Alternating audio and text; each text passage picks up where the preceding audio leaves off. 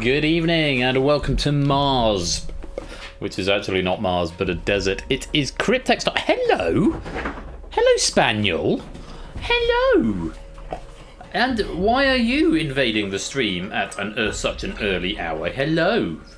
Are you wiggling? Are you wagging your tail with your entire lower body? Oh yeah, bonus Spaniel content. Hello, Spaniel Day Lewis. Oh, big yawn. Are you tired from your run this morning? Oh, let me get your eye bogey. There you go. Yeah, so I ran just over 2 miles. This guy probably ran about 5. And then I was practicing some pool, and you were running around the garden, playing very nicely with Hermione, barking at Headley on the other side of the fence, weren't you? And at the tractors. Were you barking at the tractors? Yes, you were. He's a good spaniel. 25 days, not a cat, according to the Unity thing. What's it called? Unity Launcher. It's not called Unity Launcher. Unity Hub. 25 days since I last opened Cryptex. So, yeah, well overdue. Thank you, Toby, Unity Hub. I love you very much, Spaniel Day Lewis, but I need to go press some buttons. Anyway, yes, it is Cryptex time, with a lovely pack written by the Lupine One, aka Ralph. Sends his apologies for not being able to be here tonight. Yeah, he's a big pupper now. Well, he's nearly a year. Sends his apologies for not being able to be here tonight. Apparently there's some sports ball match happening in France, so he's off supporting that. Yeah, hi Bogey, lovely image. Yawny pupper, he's very yawny. But it's a great pack, proved it myself, very accessible throughout, so I think you'll have a lot of fun with this. Fingers crossed the computer won't just restart itself like it did last time we played Cryptex. But it's a great night, looking forward to tonight, some really good trivia. If I say so myself, I've written about half of the stuff tonight, but really good stuff to look forward to. Starting with this from the Lupine One, aka Ralph. Are you staying? You're going, okay. So if you want to play Cryptex, you need to type in this code. Quizzy Dan, it should now be updated in the system, so if you type pennies again, or exclamation mark pennies, it should tell you your account. IXPK is what you need to type in to come and play this game of Cryptex tonight. There you go, it's updated now. It's jumped to 60.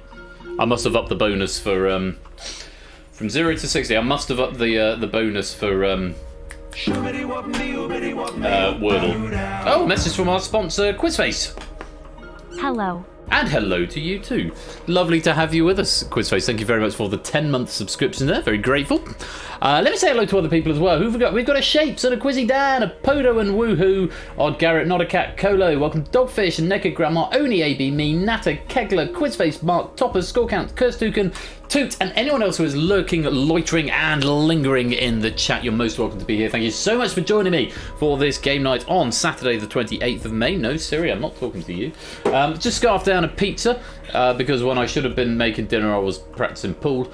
And then I thought, well, I'm going to write some questions because I said we'll do some spontaneous Abyss because there's no face-off tonight. But Abyss is a good game to do spontaneously. A, because you can write quickly for it, and B, because it's got a fixed time limit, which prevents me from rabbiting on, as does Cryptex for that matter. So it'll probably still be, even with 3 games, it's probably going to be quite a short stream tonight. We'll probably finish about 10:15, something like that. So, but plenty of trivia to cram in that time.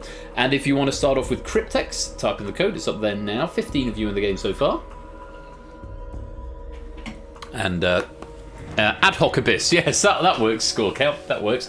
And yes, this pack's written by Lupine. Very accessible throughout, particularly round 2, which is often the hardest round. As I say, it starts off maybe a smidge harder than round 1 normally would, but not hard. But I think you'll find it quite accessible. Accessible klaxon. Klaxon. Right, another 30 seconds, and then we'll get going.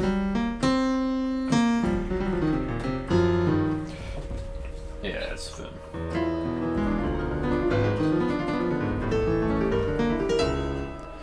Also, piano klaxon, yes. Spontaneous abyss is a lovely description of driving in Bolton. Nice. Klax on, klax off. Of one mind, Riff and Odd Garrett. Very nice. And Riff, welcome to the stream. Great to have you with us.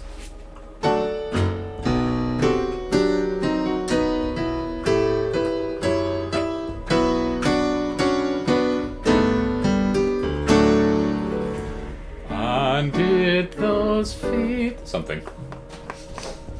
Anyway, right, 10 seconds, and then our Cryptex adventure will begin. I can do request quizzy, Dan. We'll upset the rest of the chat, probably. Go on, very quick request then, Dan, before I press the magic button. Dexter, stop ruining our one piece of carpet in the house. Yes, it's literally the only place in the entire house that's carpeted is the landing outside, the upstairs landing. You do some of my ironing.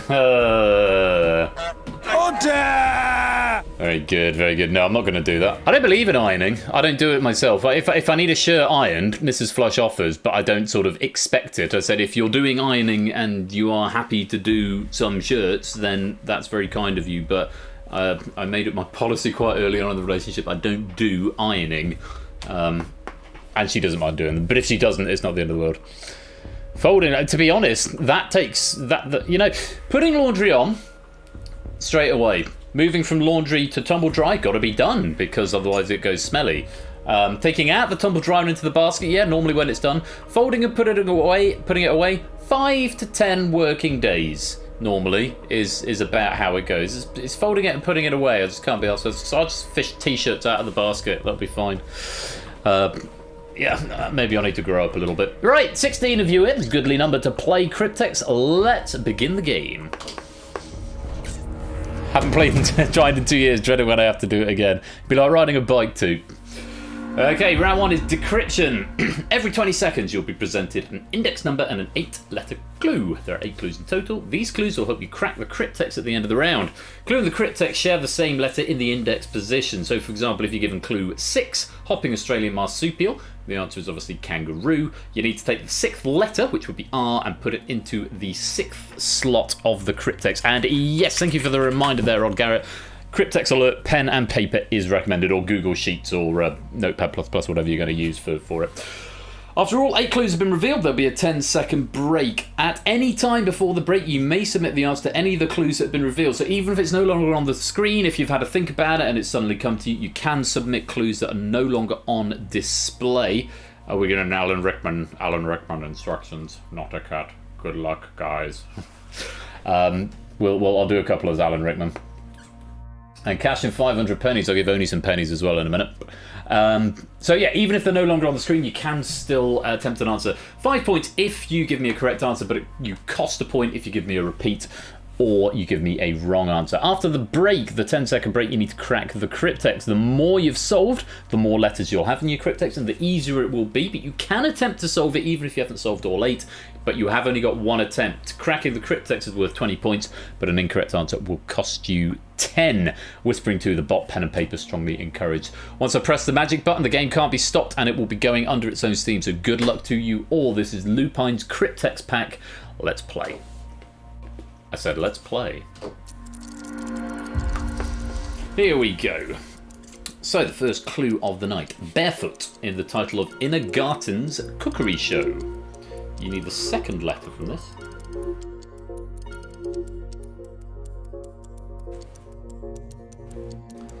You know, a few blue lights already. Have a think about it, maybe it'll come to you later on. Next one. Early 2010s internet craze of lying flat face down. Hello. First letter is what you want of this one. Improve the frame rate by not focusing on the inspector. Okay, let's go on. Next clue. 2015 Wii U game featuring Inklings. 7th letter is what you need.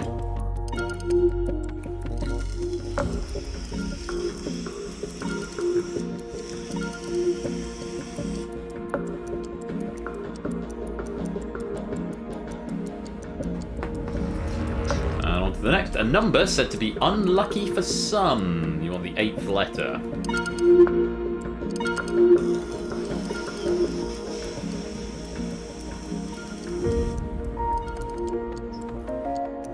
Quite a few getting that one. Island prison off the coast of San Francisco. 5th letter.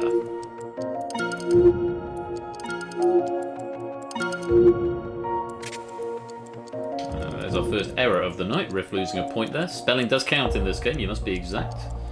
You can reattempt it, or any of the clues that have passed. Moving on. A person hailing from the capital of France. Your 4th letter.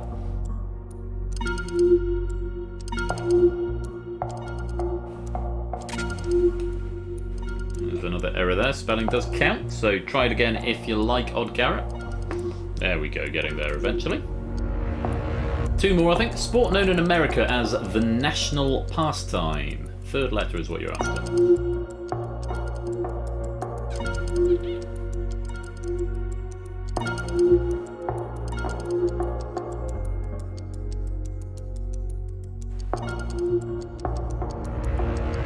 And one more clue. The 2nd largest island of Japan. You want the 6th letter. What's your spelling here?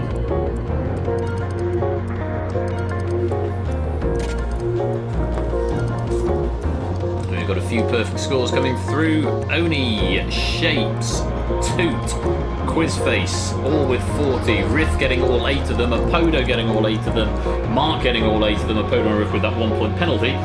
10 seconds to have a think. The more clues you've got, the easier this will be to crack. 20 points if you can crack the Cryptex. Minus 10 if you're wrong. You don't have to try this. Give it a go if you fancy it. Look at that! Perfect game! All 16 of you have cracked the Cryptex. Very well played. That deserves a honk amongst the Egyptian music. Well done to all of you. The solution was, of course, position. Was accessible after all. Barefoot in the title of Innergarten's Cookery Show is Contessa, from where we got the O.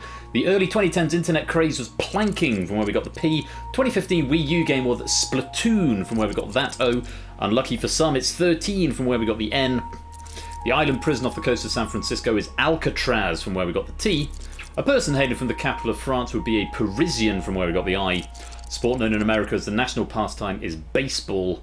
And the 2nd largest island of Japan is Hokkaido, from where we got the I. That is the end of puzzle number 1. Plenty of players with a perfect score. Oni, Shapes, Mark, Toot, Quizface all on 60. Apodo and Riff on 59. AB, me and Clive on 55. Dogfish, Dan, Colo and Score on 50. Odd Garrett's got 49. Woohoo on 45. Kegler on 40. A good strong start to you all. Let's reset the Cryptex and we'll go on to puzzle number 2. Same rules as before. Musical instrument earned by Captain Corelli in the title of a 1994 Louis de Bernier novel. There you go, not a cat. There's some Alan Rickman for you. Musical instrument earned by Captain Corelli in the title of a 1994 Louis de Bernier novel. Cashing that one in because I said it twice. State capital of Connecticut. 2nd letter is what you need. Coming out of Alan Rickman voice now. Misfire there from Shapes. You may reattempt. Have a think about it, see if it comes to you later on. On to the next. Food, colloquially known in English as bangers.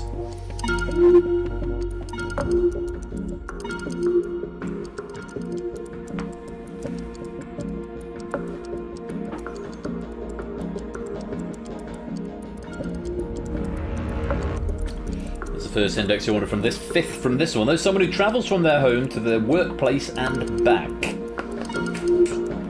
Someone who travels from their home to their workplace and back.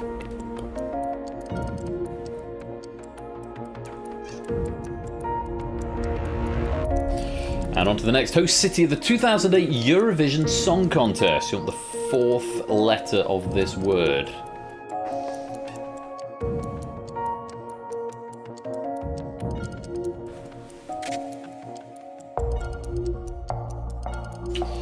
Tricky one. If you're not au fait with Eurovision, moving on to the next. A number below 0. You want the 6th letter.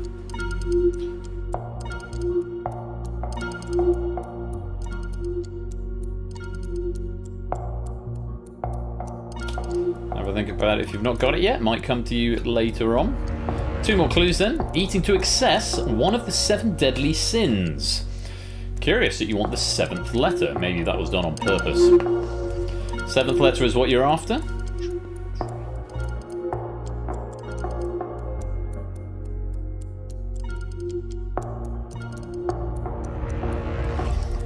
Line through and a couple more perfect games potentially here. Final clue: British TV sitcom starring Ronnie Barker, set in a prison. You want the 8th letter.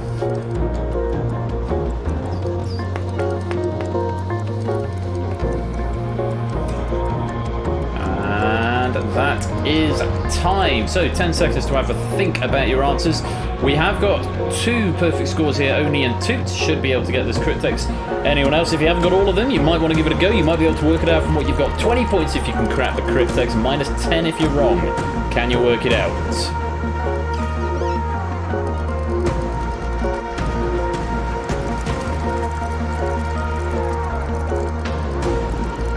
So A, B, me and Kegler might be sitting this one out, not going to take a chance. Well done everybody else.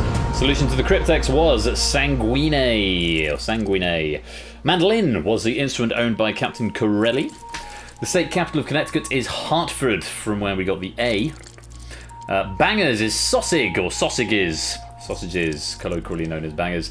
Someone who travels from their home to their workplace and back is a commuter. The host city of the Eurovision Song Contest was Belgrade, or Belgrade possibly. Number below 0 is classified as negative. Eating to excess is gluttony, from where we got the N. And the British TV sitcom starring Ronnie Barker was porridge. That's the end of puzzle 2 and the end of round 1. Oni and Toot on a perfect score of 120. Mark and Quizface on 115. Shapes and Riff on 114 there. Dogfish 110, Clive and Score with 105, Apodo 104, Dan and Cola on a nice round 100, Garrett's got 99, Woohoo 90, ABME 70 and Kegler 53. Let's go to round 2. There's a bit of couples Cryptex going on here. Very nice. Round 2 is called Combination. Gameplay is identical to round 1, but each clue is now a combination of 2 words. Ending of the first word is blended with the beginning of the second word, and at least 2 of the letters will overlap. So, for example, if you are given a poker hand of 5 hearts and bar black blank, the answers would be flush and cheap. At least 2 of the letters overlap to give an 8-letter total. In this case, it would be flusheap. Flush plus sheep giving you flusheap. And as before, you take the index indicated and put it into your Cryptex slot. This is the round where you might be able to get more of the Cryptex than answers. If you can work out like half an answer, but you don't know the other half, it may be helpful to note down if it's handy in the Cryptex slot, if it works out on that particular question. So it might be you've only got 3 or 4 come the end of the round, but you've actually got 6 or 7 of the Cryptex words. You'll have to wait and see what comes up. But that is round 2. It is combination. The Cryptex word is still a single word, not a blend. That's right, Garrett. I should probably add that to the instructions at some point. But yes, the Cryptex word will still be a real 8-letter word, not a blended word. Right. Good luck to you all. Let's play round 2. A lightweight hardwood and a London hotel or a variety of cabbage. 6th letter. Blend those 2 clues together. Take the 6th letter and put it into that slot of the Cryptex.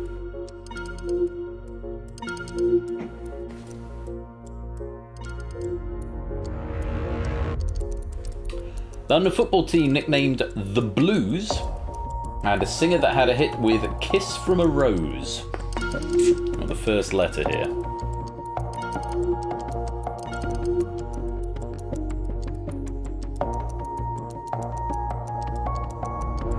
And on to the next. voyaged on the Beagle between 1831 and 1836. Surname is what you're after here.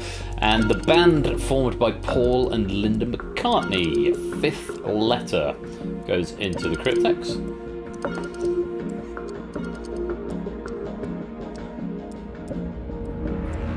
And going on, Homo sapiens. And the host of Deal or No Deal in the USA. Again, surname is what you want. 8th letter.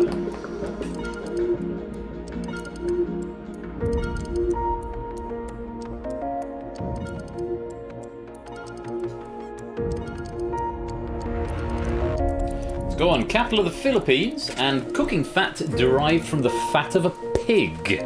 2nd letter is what you're after here.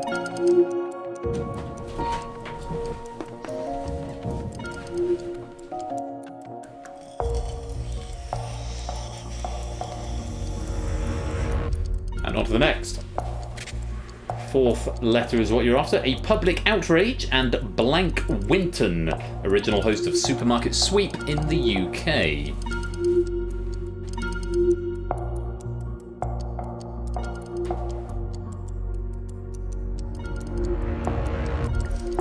And the next, a mother or a father, for example, and something borrowed in exchange for money. Ooh, a lot of red coming in here.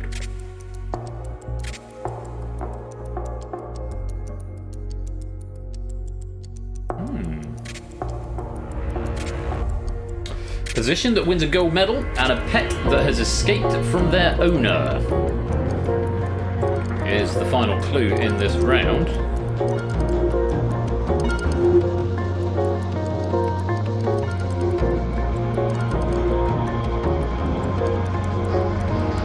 And that's your time up. 10 seconds to have a look at what you've got. No perfect scores in this one by the looks of it. 3 being a bit elusive for some people. Have you got enough to crack the Cryptex? Let's find out. 20 points if you're right, minus 10 if you're wrong.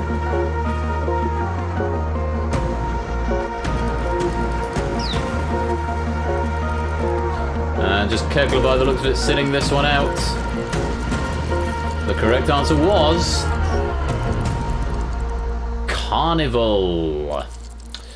Lightwood, Hardwood, London Hotel or variety of capitals was at Ball Savoy. Balsa and Savoy. You then had Chelsea and Seal for Chelsea. Darwings, Darwin and Wings. Human and Mandel, Humandel for the next. Manillard, Manila and Lard, what we wanted there. Scandale, Scandal and Dale. This one catching a few people out. Parent and rented, parented.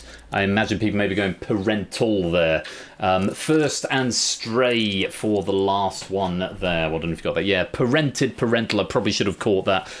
Parental and parent. That probably could have worked. But yeah, apologies if that one's caught you out there. But it looks like it's caught people out in relatively equal measure. Just after the lock-in, bad luck there, Eddie. That's the end of puzzle 3. Toot with a very slim lead, 175 to Oni's 174. Mark's in third, 169. On to the next puzzle. A triangular pastry in Indian cuisine, and Better Call this attorney in a spin-off of Breaking Bad.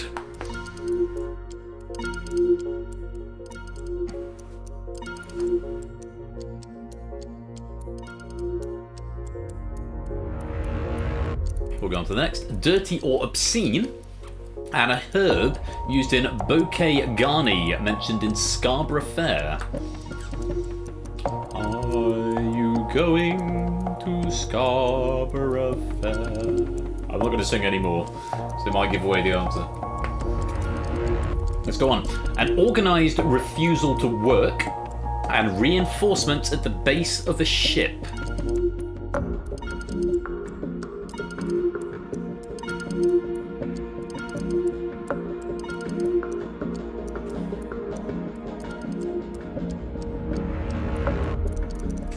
The coat of a sheep and 1/100th of a euro. 8th letter is what you need here.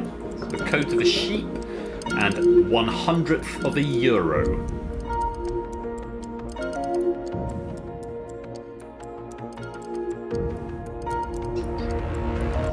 Moving on, a hornet or yellow jacket, for example, and the season that follows winter. I don't Don't play Vivaldi's version of it then. Don't give it away. Focusing on the game here. Lots of blue lights going up here, which is lovely to see. Moving on, the opposite of east, and in 10-pin bowling, to knock all the pins down in a single roll of the ball. Second letter is what you need here. Maybe a typo slipping in from, I think it was Clive there. But looks like he's got that answer now. Well played. Moving on, a spicy yellow condiment and late for school. First letter required.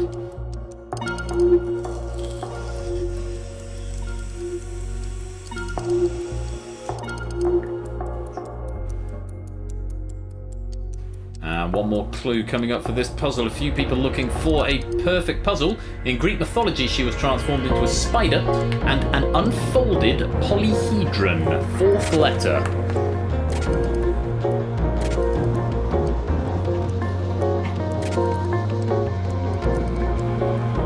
Bloody hell, dog. That is time. We've got perfect games from Oni, Mark, Riff, Dan. Very well played. Have you got enough to crack the Cryptex? 20 points if you're right, minus 10 if you're wrong. Solve the Cryptex for me.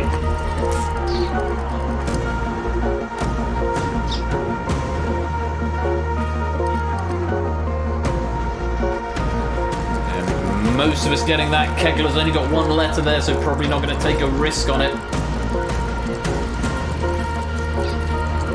And that's the time. The solution to the Cryptex was merchant. Merchant. The Indian cuisine and the Breaking Bad is samosa and saul. Next, filthy and thyme, filthime.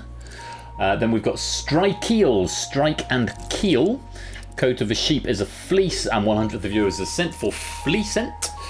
Waspring for wasp and spring. West strike was next for west and strike. And mustardy for mustard and tardy. And finally, arachnet for arachne and net. That is the end of puzzle 4. Let's check out the scores. People go for Ariadne rather than net. Bad luck on that one. Yeah, Ariadne. No, it was Arachne who got turned into the spider, not Ariadne. Oni retakes the lead with 233. Toots in second on 230. Mark in third with 229. Riff 223. Shapes 217. Dan on 214. Quizface 213. As is Clive. Kodo 209. Dogfish 208. Scorecount 202. Garrett 198. Apodo 196. Woohoo 184. ABME 165. And Kegler on 68. And we come to round 3, which is Cryptex. In this round, all you need to do is crack the Cryptex as quickly as possible. Do not submit answers to the clues.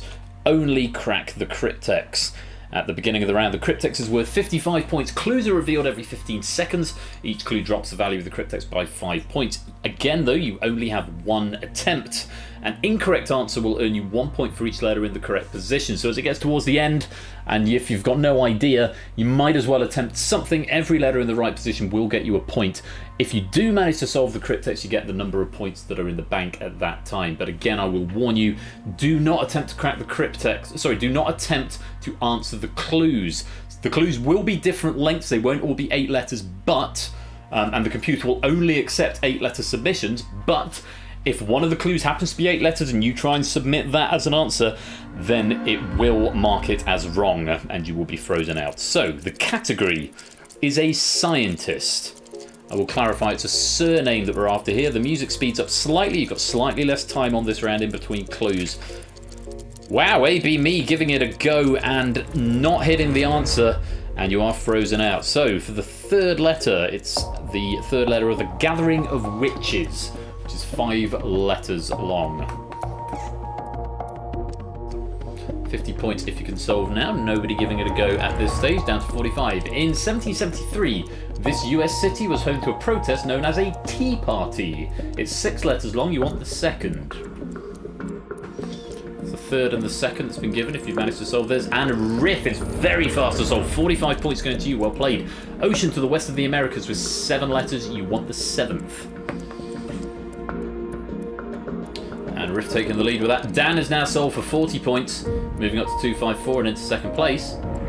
Down to 35. A casual walk with 6 letters. You want the 5th.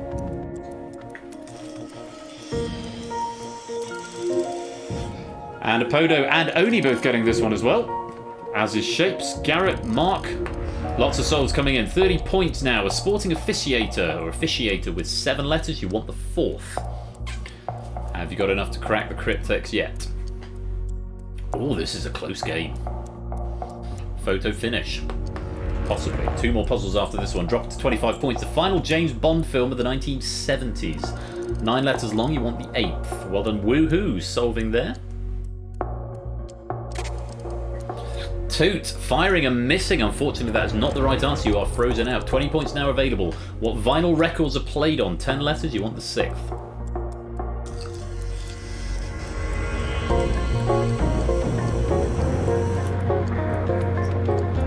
Final clue coming in. 15 points available. Domesticated animal similar to the alpaca. 5 letters. You want the 1st.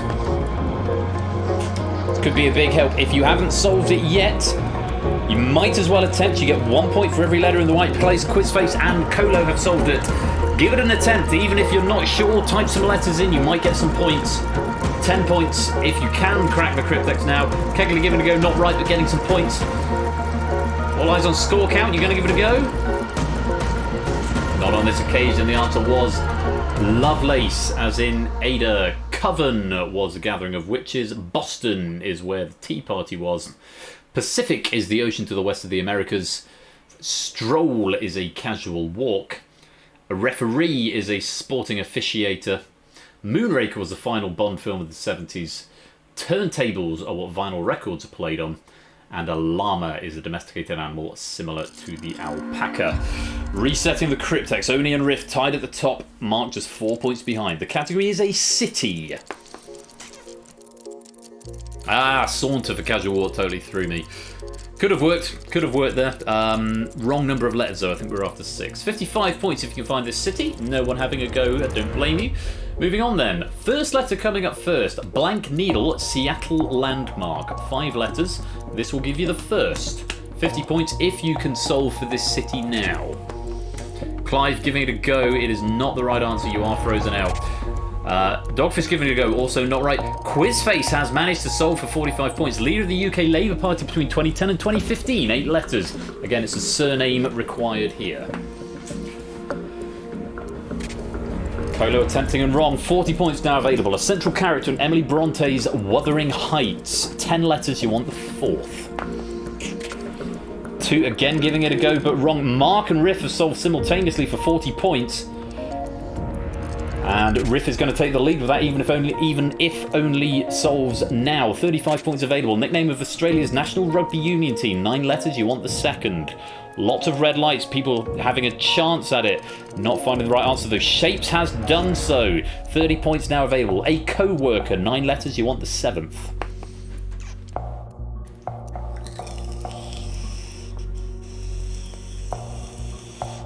We're going quiet on this one. And there's a soul from a Poda. Remember, it's a city that we're after. 25 points available now. Where scientific experiments take place. 10 letters, you want the 8th. And AB Me getting a solve in. The 25 points. Oni's attempted it and is wrong. Frozen out. 20 points now available. The 2nd boss in Crash Bandicoot Warped. There's another solve. Didn't see where it was. 9 letters. You want the 3rd. Woohoo and score count. Still standing by. Final clue. The collarbone. 8 letters. You want the 5th. 15 points available. Now is the best time to try and solve, even if you don't know. Maximise the points you get in case you do solve it. 1 point for every letter in the right place. You might as well give it a go.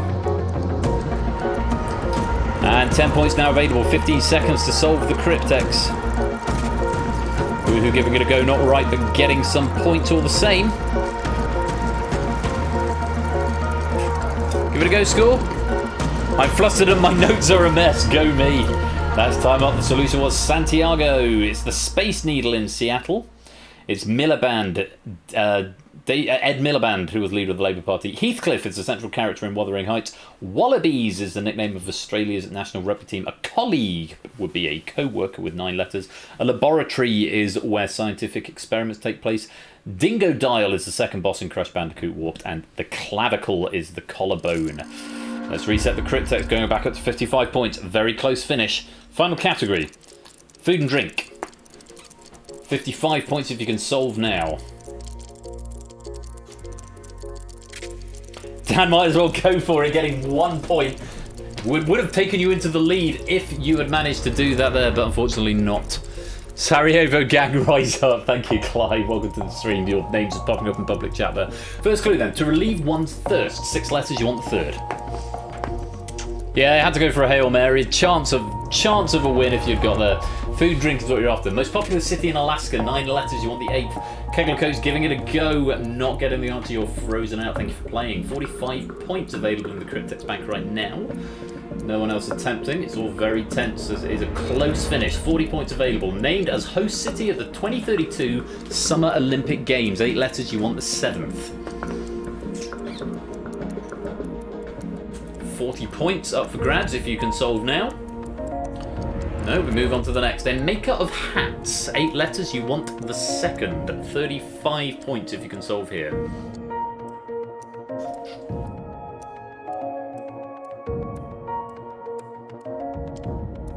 Nope.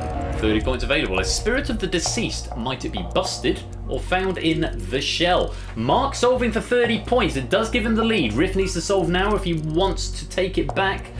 Shake's also solving for 30.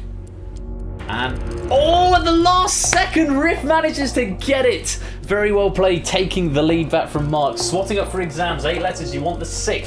Food and drink is what we're after. Odd Garrett and Dogfish both solving here. 25 points available if you can solve now. 2 more clues to go. 20 points available. Disney film telling the tale of Rapunzel. 7 letters, you want the 5th. Few players still left. 1 more clue to come after this. 20 points available for solving now. Quizface and Apoda both getting there. Final clue of the game. 15 points available. Play Deadpool and voice Detective Pikachu. 8 letters, you need the 1st. Oni, Colo, score count, woohoo. There's score count solving. Give it a go even if you're not sure. Oni's getting there. Colo just getting some points, but not the right answer. And 10 points now. 15 seconds if you can solve it. Woohoo giving it a go, picking up some points, but not the right answer. And everyone has attempted. We just let the timer run out. And that is going to be the end of the game. As you may or may not know, the solution to the Cryptex was Riesling, the wine Riesling. To relieve one's thirst is to quench. Anchorage is the most popular city in Alaska. Brisbane has been named as the host city of the 2032 Summer Olympics. Milliner is the maker of hats. Ghost is the spirit of the deceased. Revision is what you do when you're swatting up for your exams. Tangled is the Disney film that tells the tale of Rapunzel, and Reynolds is the guy, Ryan Reynolds, who voiced Deadpool, who played Deadpool and voiced Detective Pikachu. And that is game over, and very well played, Riff Raccoon. You are our winner. Oh, you guessed Prosecco. You weren't a million miles off there. Had it been my pack, you might have been in the right ballpark, but this is one from Lupine. Yeah, silver medal to you, Mark. Very well played. Bottleman strikes again. Yeah, quite. Bronze for me in this game is an absolute miracle, says Shapes. Well, good game. Very stressful, says Riff Raccoon, but I think you'll agree, a really lovely, accessible pack there from the Lupine one, and some big scores to go. Oh, excuse me, big scores to go with them. Bronze medal going to We Like Shapes of 317. Silver medal to Mark with 334, but our gold medalist here is Riff Raccoon on 338. Congratulations to all 3 of you. I'm just going to double check that I have actually added the penny system to this game with the medals and stuff. I think I did. Yeah, gold medalist, silver medalist, bronze medalist, which means I have done it. Hurrah! You wait a year to get a gold medal, then you get 2 in 1 week. Could make it more than that, Riff. More games to come tonight. I do hope you'll stick around and join us. As for everybody else, your points will be converted into pennies and added onto your totals. Thank you very much for playing. I hope you enjoyed that. And again, massive thanks to Lupine there. Really lovely, accessible pack, which I think is what this game needs. We've gone through some question packs in the past which have been a little bit tricky and maybe a bit frustrating.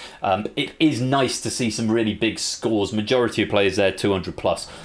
So very, very well played. And well done as well to our winners. Shapes with the bronze, Mark with the silver, Riff with the gold. Big penny game, yeah, big penny game. And I need to have another 500 pennies to Oni because he's just cashed in his micro pennies. It's 10 to 9. Getting things on the roll tonight. I'm going to go top up my glass of Prosecco. Very nice Prosecco that I've got this evening. But don't go away, because when we come back after the break, we are going to be playing Risky Business, and it's a pack written by me. I haven't done a full game, non-warm-up, non-new game for a while. I've contributed to the Abyss a little bit. I've done a few warm-ups, and I did a pack for Ven, and the Hive, I think, was probably the last time I did a full game that wasn't new. So yeah, looking forward to sharing this with you. Yeah, Tchaikovsky, it's not going to be Tchaikovsky. I can't remember if there's a Tchaikovsky reference in it, probably not. But I will read you the notes that Lewis, who proofed this for me. And actually, I'm very grateful to Lewis, who gave me some really, really useful feedback and made a couple of tweaks to the questions as a result. So very grateful to Lewis for proofing this, and I do hope you'll stick around. Risky business coming up after the break. For now, though, thanks again to Lupine. Congrats to Shapes, Mark, and Riff. Don't go away, because we will be right back. And brand new Halo, welcome to the stream. See you in a second.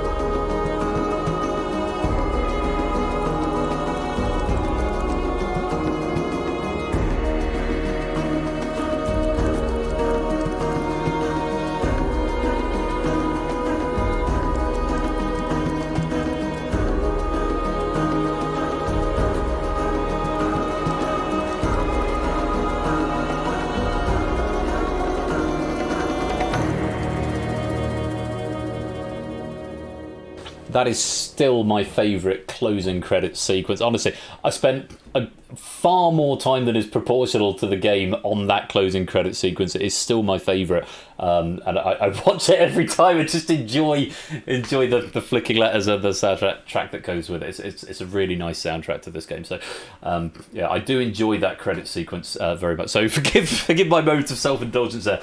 I'm going to give you some Cryptex bonus pennies as well, and when that stops, it will update in the penny bank if you want to check your scores. Only I won't forget to give you 500. That is still there. Let's put some music on. I'm going to go top up my glass with some more Prosecco. Might have to open another bottle, but don't go away, because right after the break we've got some risky business as written by me. It's going to be a lot of fun. I hope you'll stick around for it. Don't touch that dial. We'll be right back.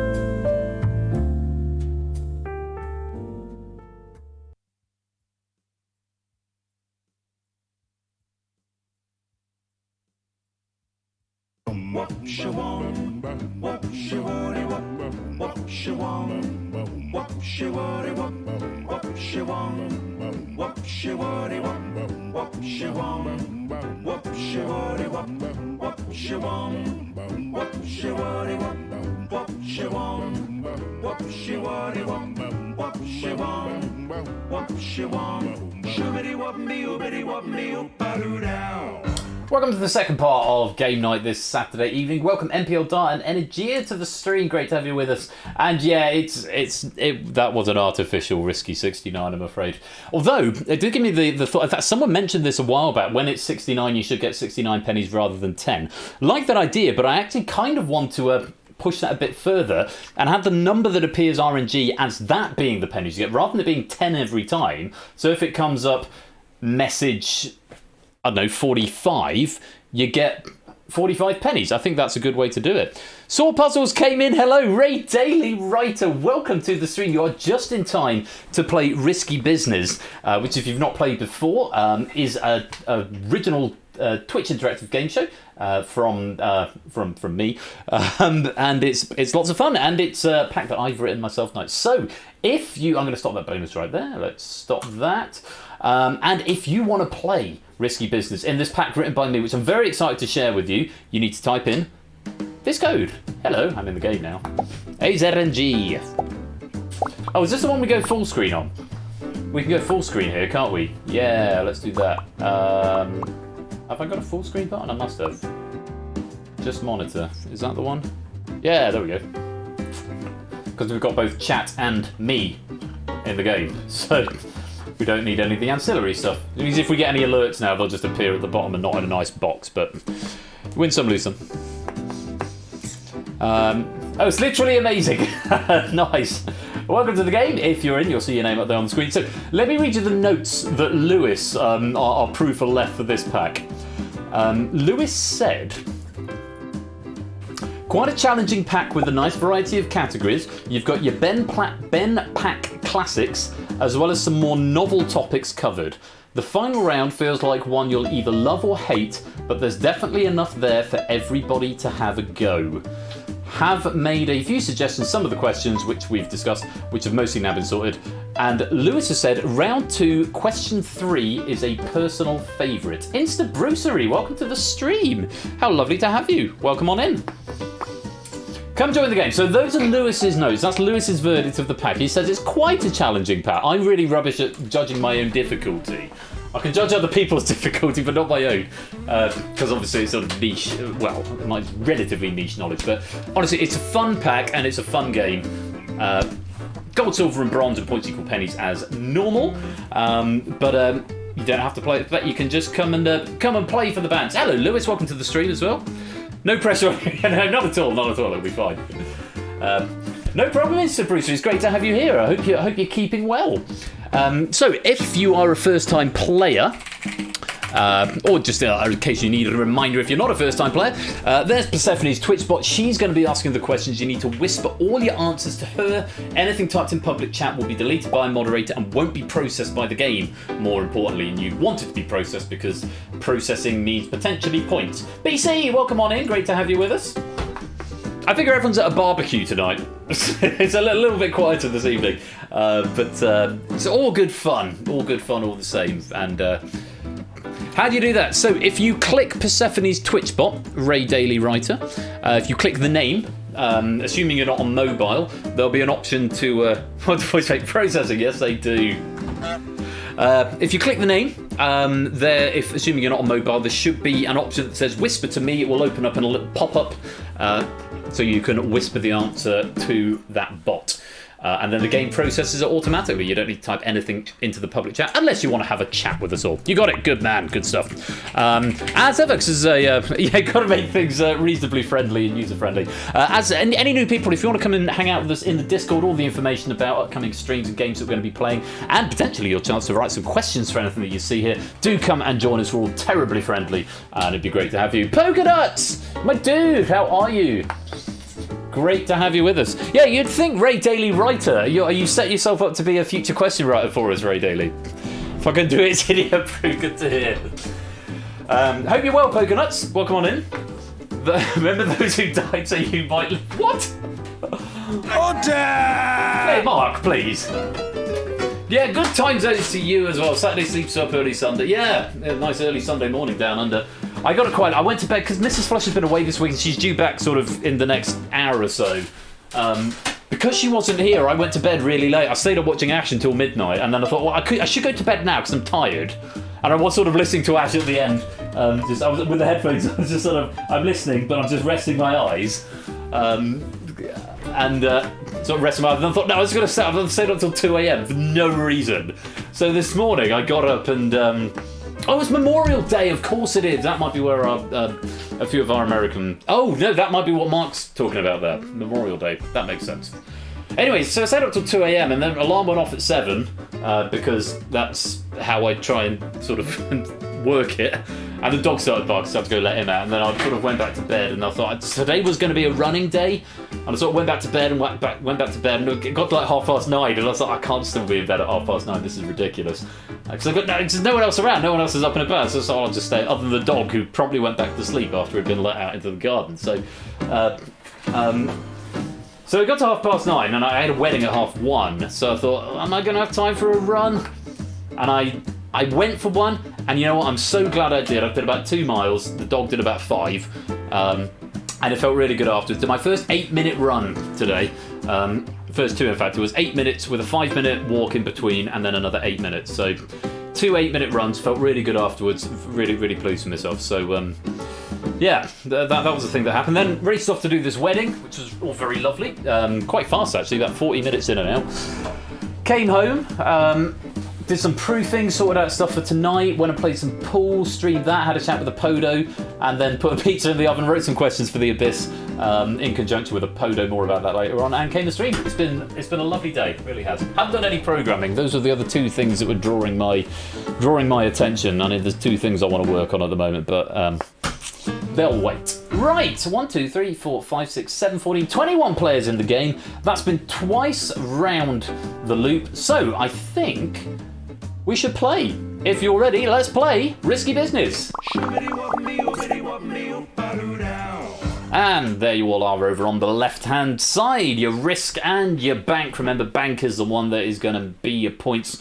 Risk is what you earn along the way. Makes up for all the multi-programming we're doing in Ash. I did sort of catch a glance of that. I thought, what is going on? There's Matt's programming and Poker's programming and Ash's programming. Sort of a multi-dev stream going on. Yeah, so I thought, no programming for me today. I'll do some tomorrow, or probably Monday, actually. So it's all good. Right, this is Risky Business. It's been written by me and proofed by Lewis. I think you'll have a lot of fun with this. Let me explain the rules to round number 1.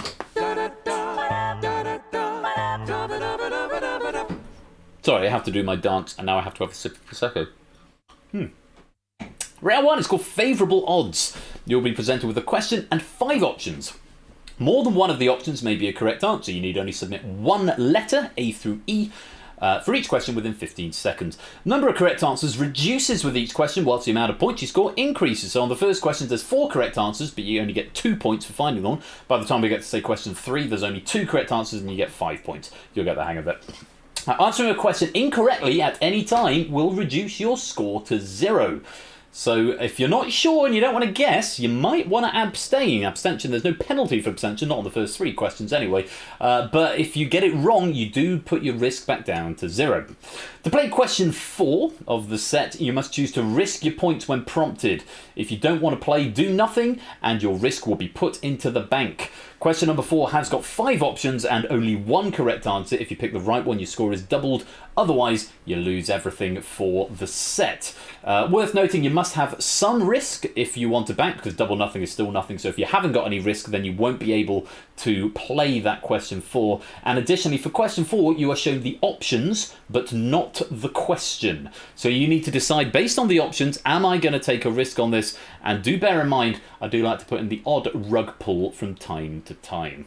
So, whispering to Persephone's Twitch bot, a reminder if you need to get the bot whisper window up. There she is right there.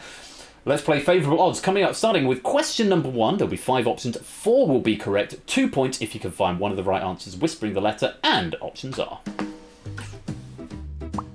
The Observer, The Mail, The Guardian, The Express, the I. Name a daily British newspaper.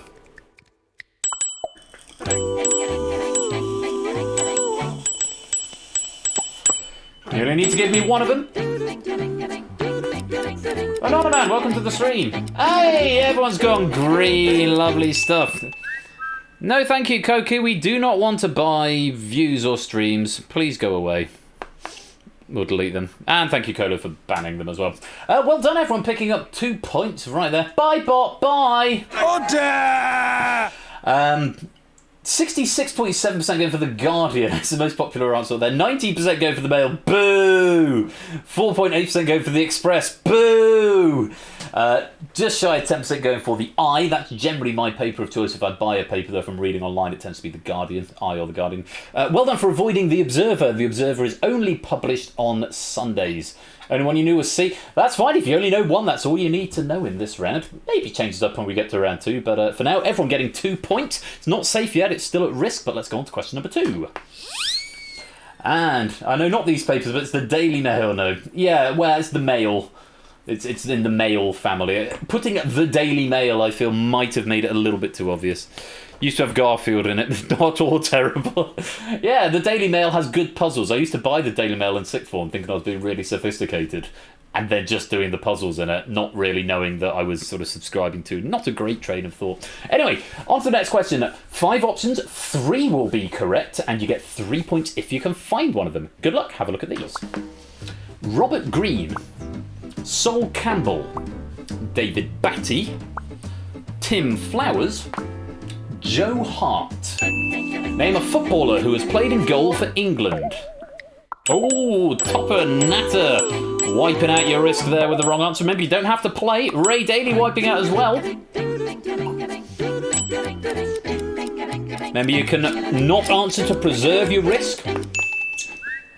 Natter, Ray, and Topper wiping out with the wrong answer. We'll go for David Batty. Yeah, David Batty was a midfielder. Sol Campbell played in defence. Both played for England, but not in goal. Robert Greene, 4.8% going for Robert Greene. I think he was one in goal, and he let one in against the USA in a World Cup match. Tim Flowers, who was the one I would have gone for out of them up there. And, of course, Joe Hart, who I think is still currently on the England squad. Apodo, Energia, Insta Brucery, Mark, NPL Dark Pokenuts, and Naked Grandma preserving their risk, sticking at 2. Quite a few players getting that one right, taking them up to 5. Natter, Ray, and Topper wiping out. But don't worry, we've got one more question before you need to make a risk decision. 2010 World Cup USA Gold Howler, that's the one. Thank you very much, Lewis. Question number 3. 2 correct answers out of 5 available here, and 5 points if you can find one of them. Oh, excuse me. Take a look at this. Waitrose, Morrison's, Lidl, Iceland, Ocado. Name a retailer that has more than a 5% share of the UK grocery market. Topper's got back on the board with 5 points there, as has Natter. A few other wipeouts coming in though. And Ray finding a wrong answer too. Oh, that's a lot of wipeouts. There's going to be a few people not able to risk here. Yeah, bugger off, bots. Leave us in peace. Armatex and Pesky Bustard. Unless you're not... Are they both bots? Yes, but 2 first-time chats coming in. These bots, though. Waitrose, Ocado, and Iceland are all wrong answers. AB, Mia, Podo, Colo, Notacat, NPL Dart, Garrett, Quizface, and Ray. I'm afraid wiping out. You won't be able to play the next question. DJ Shadowwolf. Bow. Was that bye? Hello, DJ Shadowwolf. I don't think you're a bot. You don't look like a bot. Welcome to the stream. Great to have you here. Little Morrison's, the correct answers you could have gone for there. Yeah, so Morrison's is 10.1%, Little 6.6%, Waitrose just shy of 5, I'm afraid, 4.8%, Iceland 2.2%, and Ocado 1.8%. This is according to Statista.com. Not a bot, wonderful. Like non-bot people, welcome DJ Shadowwolf. Great to have you with us. You've missed the start of this game, so you'll have to sit and observe from the sidelines. But one more game coming up a bit later on. The actual DJ Shadow, that would have been fun. So if you've got risk at the moment, that's BC, Brand New Halo 2, Only in Shapes, all with 10, Energia and Mark with 7, Natterif and Top with 5, Insta Brucey, Pokenuts, and Naked Grandma with 2. You can choose if you want to play this next question. You only see the options, and I will add, if you choose to risk on this one, you cannot abstain. Abstention in this question will be treated as wrong.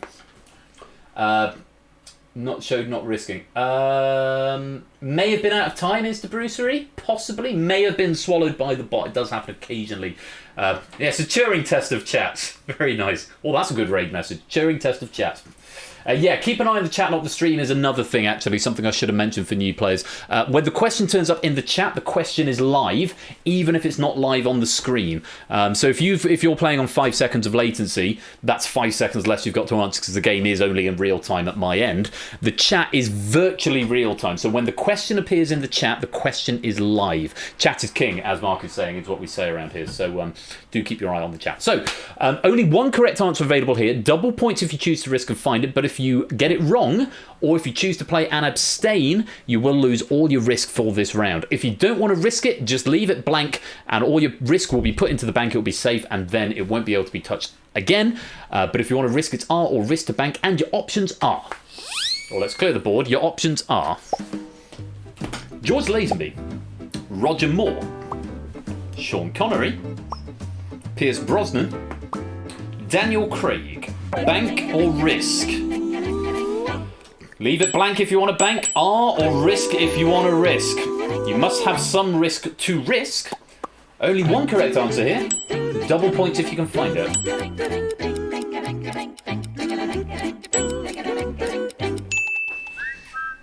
So, 6 players choosing to risk here. BC and Toot risking 10, Energia risking 7, Nata risking 5, Instabrucery and Pokenuts risking 2. Everyone else, your points are in the bank. They're safe. You cannot answer this question, but those points are now safe. Yes. We haven't got the question yet. We haven't got the question yet, Instabrucery. And make sure it's whispered to the bot, otherwise it won't be processed. So... 6 players at risk here, looking for double points. Only one correct answer available. This isn't that much of a rug pull. It is a Bond question. Let's see what you can do with it. Good luck. The question is... Name an actor whose first Bond film was not based on a story by Ian Fleming.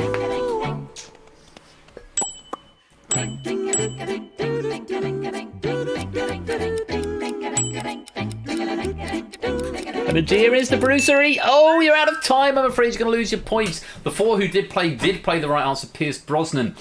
Yeah, his first film was GoldenEye. GoldenEye, which was not based on an Ian Fleming novel. Yeah, just a little bit too long there, Energia. Bad luck. Craig's first Bond film was, of course, Casino Royale, which is a 1953 novel. Connery's first film was Dr. No, 1958 novel. George Lazenby's first and only Bond film, On Her Majesty's Secret Service, from a 1963 novel. And Roger Moore's first was Live and Let Die, based on a 1954 short story. I thought one of them's a short story. I thought it was the last one. I didn't note down which was which. Sorry, I've got a little bit of dirt on this monitor I'm trying to clean. I say monitor, this was the TV actually, but... that one's not going. Well done if you found the right answer there. BC and 2 doubling up to the maximum of 20. Nata up to 10. Pokenuts up to 4. Instabrucery and Energy, I'm afraid you are late but right, lag victim. Bad luck there, Instabrucery. As ever, keep your eye on the chat because once it comes up in chat, the question is live. So that's what you want to read rather than the screen. Let's put those points into the bank. Oh, Instabrucery falling right back down there. But don't worry, we've got another 2 sets of 4 questions. Back to the start. 5 options. 4 will be correct. 2 points if you can find one. Here's the first. Options are Silken Ladder, Don Giovanni, Tosca, Fidelio, Elijah. Name an opera. 4 of those are operas. 1 of them is not.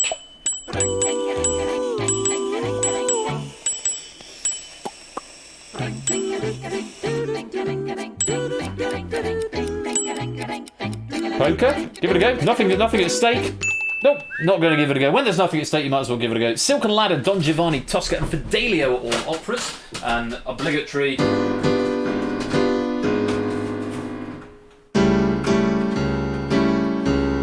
Don Giovanni, a che sateno, min vi start. No, not 10 minutes. Just a very quick moment of Don Giovanni. I have to do it whenever Don Giovanni comes up. Yeah. Obligatory. Sorry. Yeah, Don Giovanni by Mozart. Fidelio, the only opera written by Beethoven. The Silken Ladder. No one going for that one, but that's by Rossini. Tosca is by Puccini. Elijah, nobody going for that one. Good to see, because that was the wrong answer. That is actually an oratorio written by Mendelssohn, but not an opera. Pokenut's not playing that one, so no points. Everyone else on 2. Let's reorder the board and go on to the next question. 3 out of 5 correct answers here. 3 points if you can find one. Options are Words with Friends, Twitter, Doodle Jump, Angry Birds, Fruit Ninja. Name an iPhone app that was first released before 2010.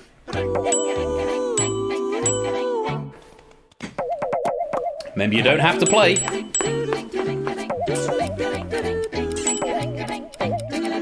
You do not have to play. I think I know where a lot of that red has gone. Yeah. Oh, actually, it's split between Twitter and Fruit Ninja. Both wrong answers.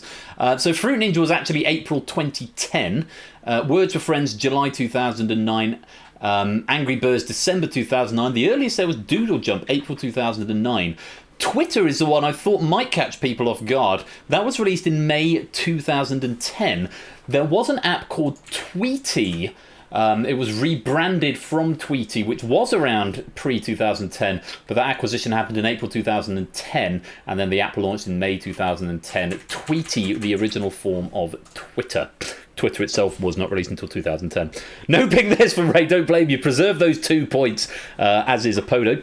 Pokenut's moving up to 3. Everyone else in green there. Quizface, Odd Garrett, Not a Cat, ABME, Riff, Shapes, and 2, all moving up to 5. BC, Brand New Halo, Nata, Oni, Mark, Topper, Necker Grammar, Energy, Insta Bruce, Colo, and MPL Dart. Unfortunately, wrong answer, wiping out. But we've got another question before you need to take some risk. 5 points available if you can find a right answer here. 2 correct answers available, and the options are wizards, men, hobbits, dwarves, orcs. Should do this like Christopher Lee. Name a race that received the Rings of Power in Tolkien's Lord of the Rings canon. You do not seriously think that a hobbit could contend with the will of Isengard? Of Sauron? There are none who can.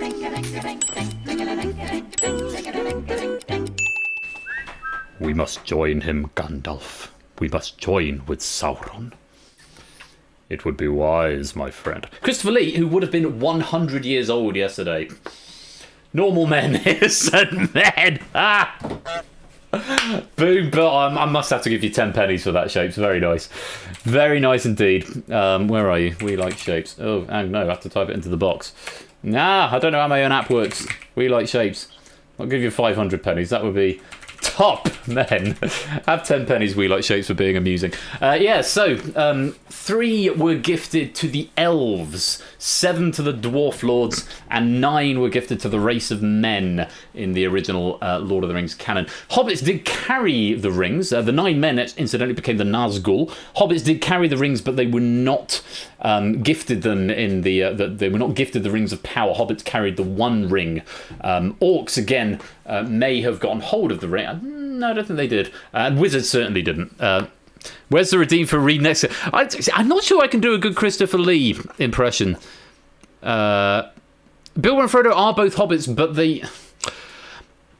in fairness to you, Ray Daly, that question maybe could have been phrased better. I put Rings of Power in brackets. Maybe I should have put originally gifted rather than received. But yeah, the hobbits did not originally receive them. The original Rings of Power were gifted to the elves, the dwarves, and the men. So that's maybe on me for being a poorly phrased question. But you're quite right, yes, Bilbo and Frodo were both hobbits, so apologies for that one. Not quite being firm enough there. 2, Shapes, Podo, and Mark all sitting this one out. A few wipeouts on there. We've got 4 players up to 10. Riff, AB, Neil, Garrett, and Quizface all on 10 points. Yeah, what's is noted in the spoken verse at the beginning. One ring to rule them all, indeed. Maybe I should do a Christopher Lee, because I can do a Christopher Lee. I just have to do my normal voice, but talk a bit slower and slightly deeper. Didn't get their ring from the White Elephant gift exchange. I'm going to move this on. Order! Thank you very much. Let's go on. So, if you have got some risk available there, you have a chance to risk on this question. Only one of these will be a correct answer. Double points if you're right. If you don't want to risk, leave it blank and we'll put it in the bank. For now, though, and remember, if you risk Abstention is treated as wrong, so if you risk, you are bound to play. Good luck. Options are efficacious, absquatulate, corpulent, petulant, salubrious. Bank or risk?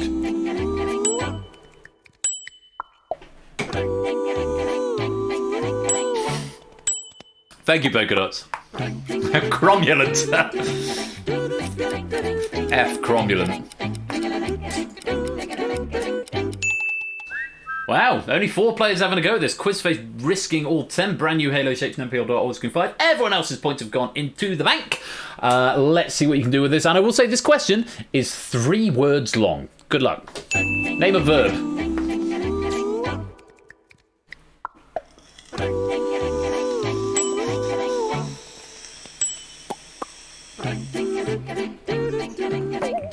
Oh, brand new Halo, wrong way.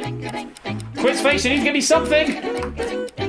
Oh, at the nick of time at the 11th hour, you've got the right answer and you've doubled up to 20. Very well played. Shapes and MPL Dart also getting the right answer, doubling up. Brand new Halo, I'm afraid you wipe out.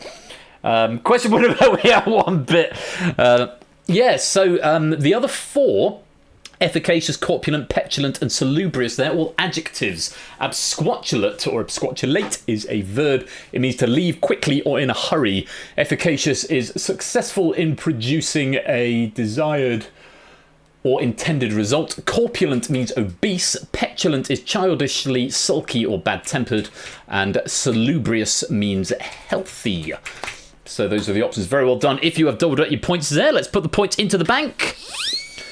B, C, and 2 leading at the top with 25. Quizface and Shapes both with 20. Natter and Riff in third with 15. One more set of 4. 5 options coming up. 4 are correct. 2 points if you can find one. Options are the Hammer, the Fool, the Jackal, the Juggernaut, the Angry Princess. Name a ghost that features in the 2001 horror film 13 Ghosts. May as well attempt this one. No one has got any risk there, so even if you don't know, have a stab at it.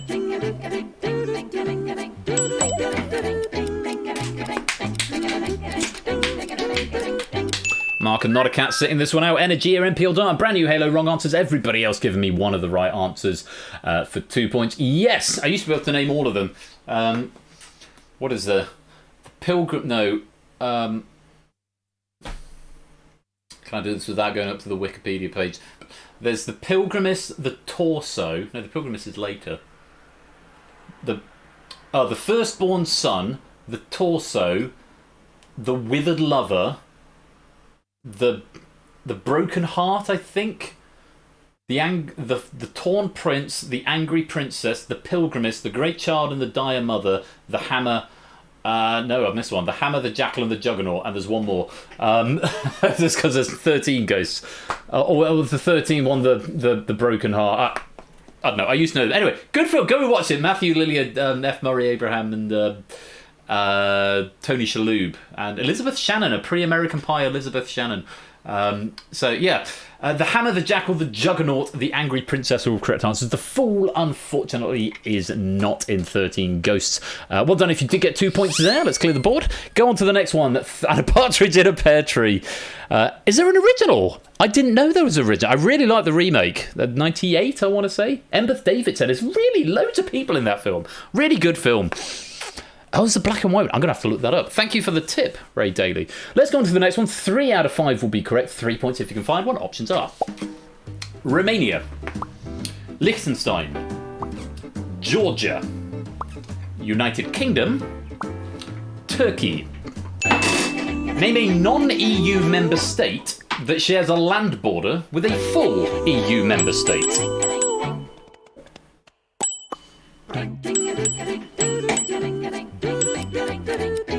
Don't have to play. 3 points if you can find one, though.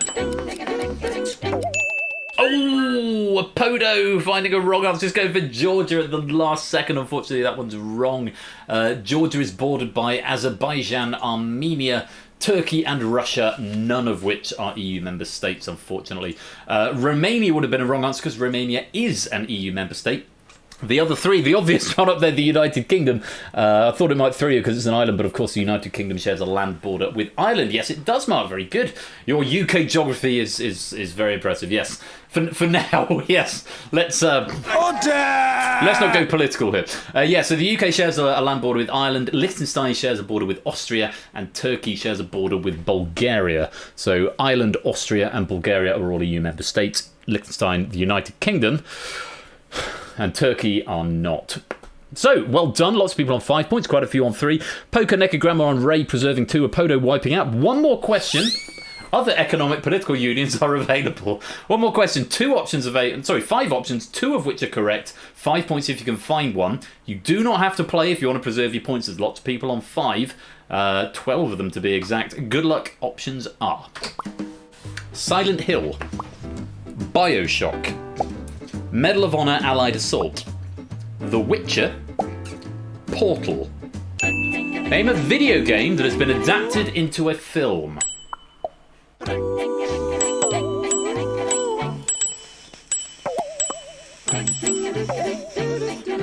don't have to play, there's a lot of green up there already.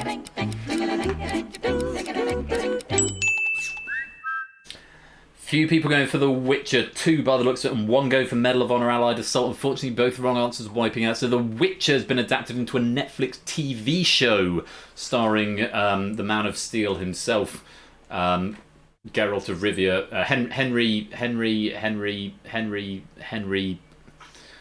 Cavill in The Witcher.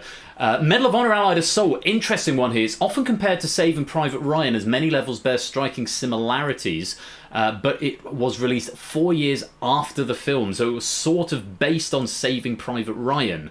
But it wasn't adapted into Saving Private Ryan. Saving Private Ryan came first. Bioshock has long been rumoured but never filmed. News of a Netflix film has emerged earlier this year, but as of now it's not a film. So, Silent Hill, the big obvious one there, released in 2006 and starred Sean Bean. Now this is where you're wrong. It is a short film, but it is a film, and it did get critical acclaim. It was directed by Dan Trachtenberg, who went on to do a few episodes of Black Mirror. It's called No Escape, and it was shot in 2011. If you are a fan of Portal, I would strongly recommend checking it out. Yeah, this is one. If it's a video games question, I'm going to make sure the factoids and the citations are checked and double checked. But yeah, Portal No Escape. It was a short film. I think it was originally released on YouTube, but it does classify as a film. Very, very good, and it was sort of what sort of billowed Dan Trachtenberg into stardom. He went on to do. I think he's done some episodes of Black Mirror. He's done. I think he did 10 Cloverfield Lane as well. On the Bioshock. Well, it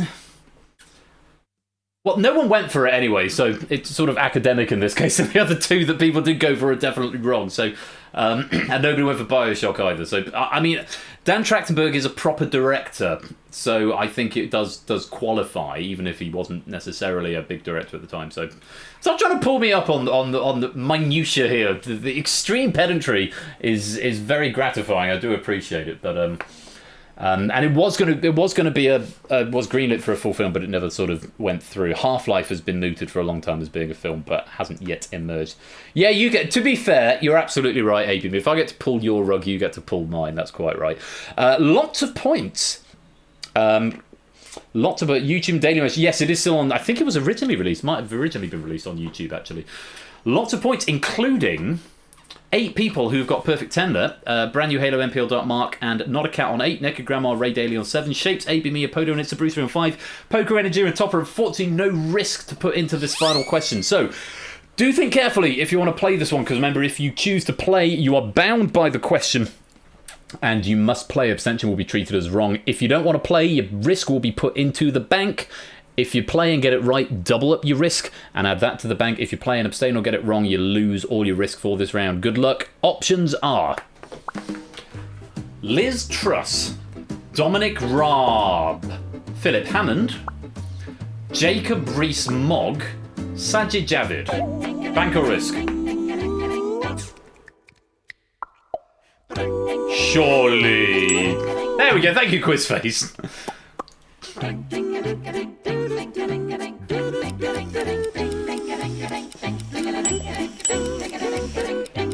3 go for it. Quizface, BC, and Shapes. This isn't a rug pull. This is actually a fairly straightforward question, I have to say, but I can't say that before we run out of time.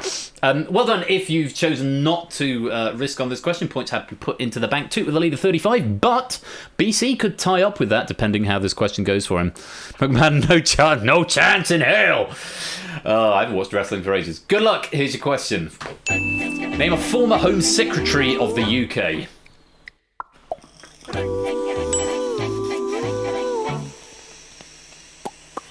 Shapes is in and right. BC is in and right. Come on, Quizface, do you know? Give it a go.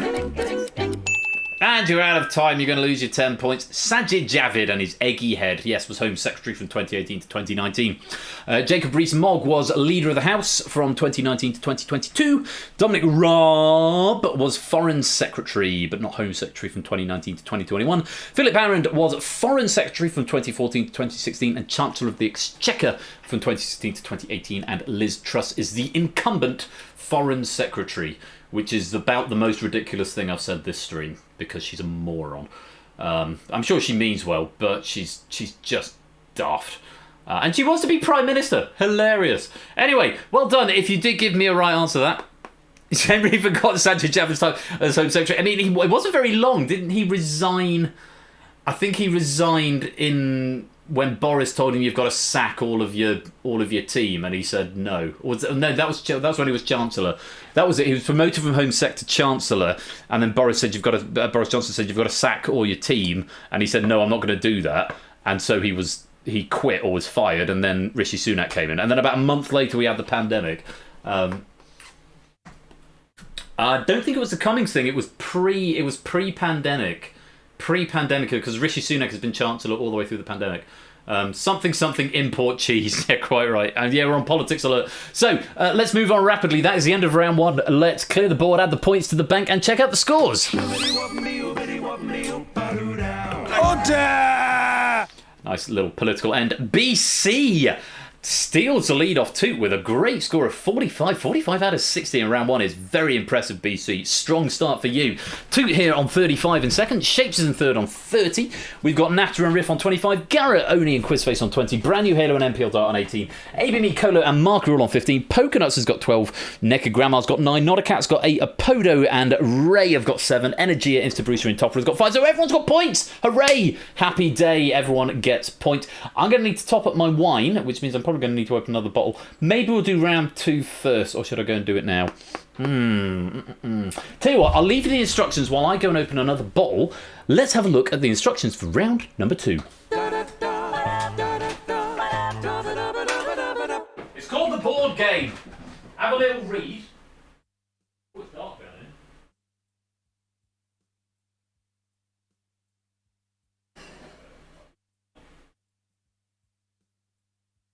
If you can hear me upstairs, but there is another bottle of Prosecco. That's good.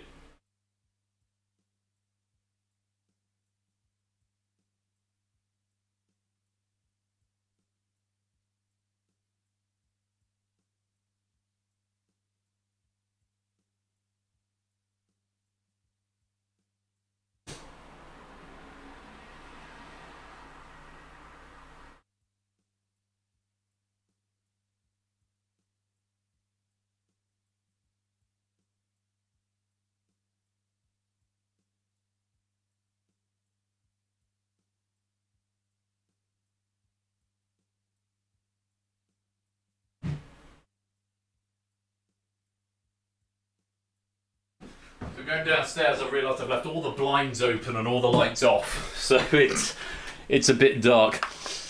You heard me. Good to hear. Yeah, there was another bottle of Prosecco in the fridge, so just had to open that. So round 2 is a board game. Hope you've had a little chance to have a read. It's basically sort of a wipeout concept. I gotta have wine. That's pretty much, Ray, that is pretty much how this stream operates from my point of view. So you'll be presented with a question and 9 options. Anything from 4 to 7 of the options may be a correct answer. Submit as many options as you like within 60 seconds to the bot. I'm not going to tell you exactly how many because, well, where's the fun in that?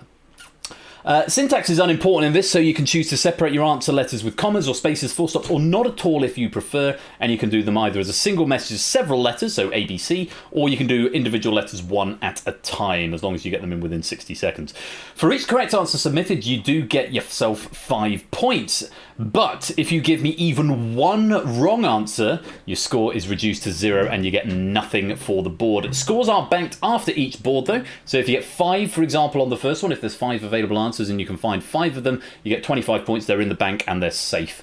So there's a total of 3 boards in round 2, so there's a maximum of 60 to 105 points available, depending exactly how many answers are correct. So you need to decide how many are you confident on, how many are you not sure on, how many might be right, how many wrong, how many might be wrong, and how many are actually valid. How many of them are correct answers in this particular board. And as MPL Duck is saying, you won't be told until time that you've submitted a wrong answer. So it will show in the risk column how many you have attempted, and then obviously that is times by 5 if you survive the board. So those are the rules. Good luck to you all. Round 2 is the board game. Question number 1, options are: Norwich City, Leeds United, Brentford, Crystal Palace, Newcastle United, Bristol City, Leicester City, Watford, Brighton and Hove Albion. Identify the 2021-22 Premier League sides that have bird-themed nicknames. Oh, you just wait to. There might be a football question. It might be on a similar subject to this when we get to the Abyss later on. We'll have to see. They are all places. Got to balance it out for the sports ball fans from time to time. Right, while you answer, I'm going to go close the blinds and turn on the lights downstairs for the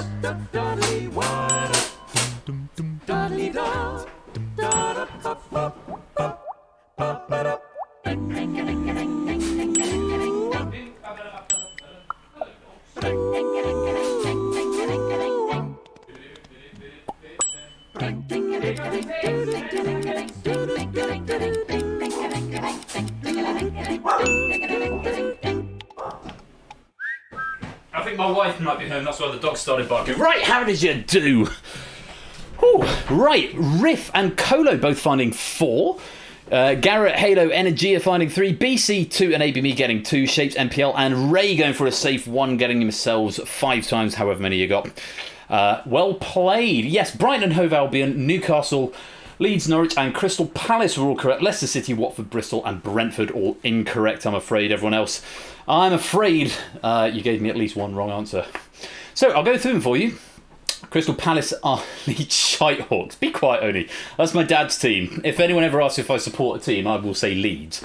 I don't follow football. But so Crystal Palace are the Eagles, Newcastle are the Magpies, Norwich are the Canaries, Brighton are the Seagulls, and Leeds are the Peacocks. I think on account of the emblem, because of the badge.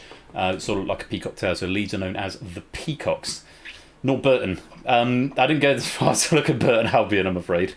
The wrong answers, Watford. They are all animals, but not necessarily birds. Watford are the Hornets, Leicester the Foxes, Brentford the Bees, and Bristol Rovers are... Bristol City, I beg your pardon, are the Robins. But they're a championship team, not a Premier League side.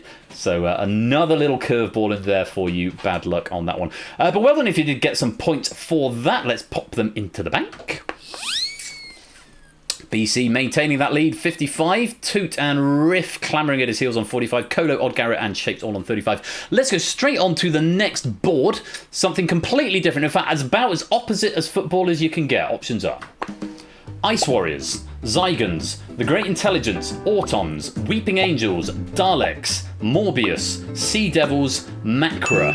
Identify the Doctor Who villains that have featured on the TV show post-2005 and pre-1989. So in both Old Who and New Who, which villains have appeared in both canons? On the TV show, not talking about the radio shows or the audiobooks or the novels or anything like that. Just on the TV show, pre-89 and post-2005. Anything from 4 to 7 will be correct. Yeah, Doctor Who klaxon.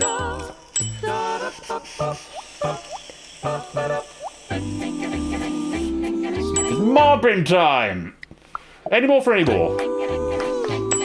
Shapes has gone for 5. Top has gone for 5. A few 4s in there as well. Here come the ticks. Let's see how you did. More green than red there, which is good to see. Yeah, the Weeping Angels, unfortunately, they first appeared in 2007 in... 2007. No, yes. It was a Stephen Moffat episode, Blink, Season 3, 2007 was when their first appearance. And Morbius only appeared in 1976, had not featured in the new series. All of the others were correct. The Daleks, obviously. Zygons first appeared in the 50th anniversary... Well, they first appeared in the old one and then reappeared in the 50th anniversary special for the first time in the revival. The Sea Devils appeared in the most recent episode over Easter for the first time in the revival. The Autons appeared in the pilot episode of the revival. The Ice Warriors appeared in Season 7 episode Cold War and the Season 10 episode Empress of Mars. The Great Intelligence appeared in the 2012 Christmas special and the Season 7 finale. Macra was probably the most obscure answer up there. They are an old Who villain, but they did almost tangentially appear in the new series in the episode Gridlock in Series 3, the giant crabs that formed underneath New Earth in all the traffic jams. So I wrote the City of Northampton 30 credits. The macro terror, which is something slightly different. Well done if you got some points there. Times your risk by 5 and we'll add that to the bank. Oh, Toot taking the lead now with 65. Shapes just behind on 60 and BC and Riff just behind that on 55. Now this next question, this next board is the one that Lewis said is a personal favourite. My phone has died, so if my wife tried to call then she's not going to have been able to. He said it was a personal favourite. I like this one a lot. It masquerades itself as a sport question, but I promise you it's really not. And Toot's going to love me for it because it's technically maths. Maths and sport. See what you can do with this. And the fact that my pool table arrived this week might or might not have had some influence on this. Good luck. Options are red, green, red, brown, red, black, pink, red, blue, red, brown, red, yellow, red, green, red, blue, red, yellow, red, pink. Identify the sequences that give a prime number snooker break. No. Razor say no, I will not do that. Go on, you can work it out. You've got the time. I'll let you think.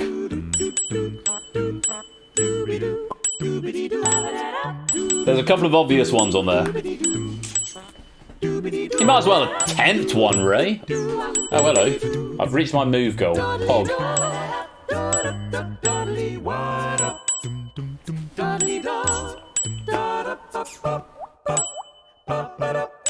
Remember, anything from 4 to 7 will be correct. Fraser, welcome to the stream. I'm not in this game, but yeah, no. Welcome on in, my dude. Come play the Abyss a bit later on. Okay, about half and half. Not bad, half and half. In fact, almost exactly half and half. So yeah, the first 4 answers were wrong. The last 5 were correct. Red, green, red, brown was a wrong answer. That would give you 9. 1 plus 3 plus 1 plus 4, which is not a prime number. Red, black would give you 8.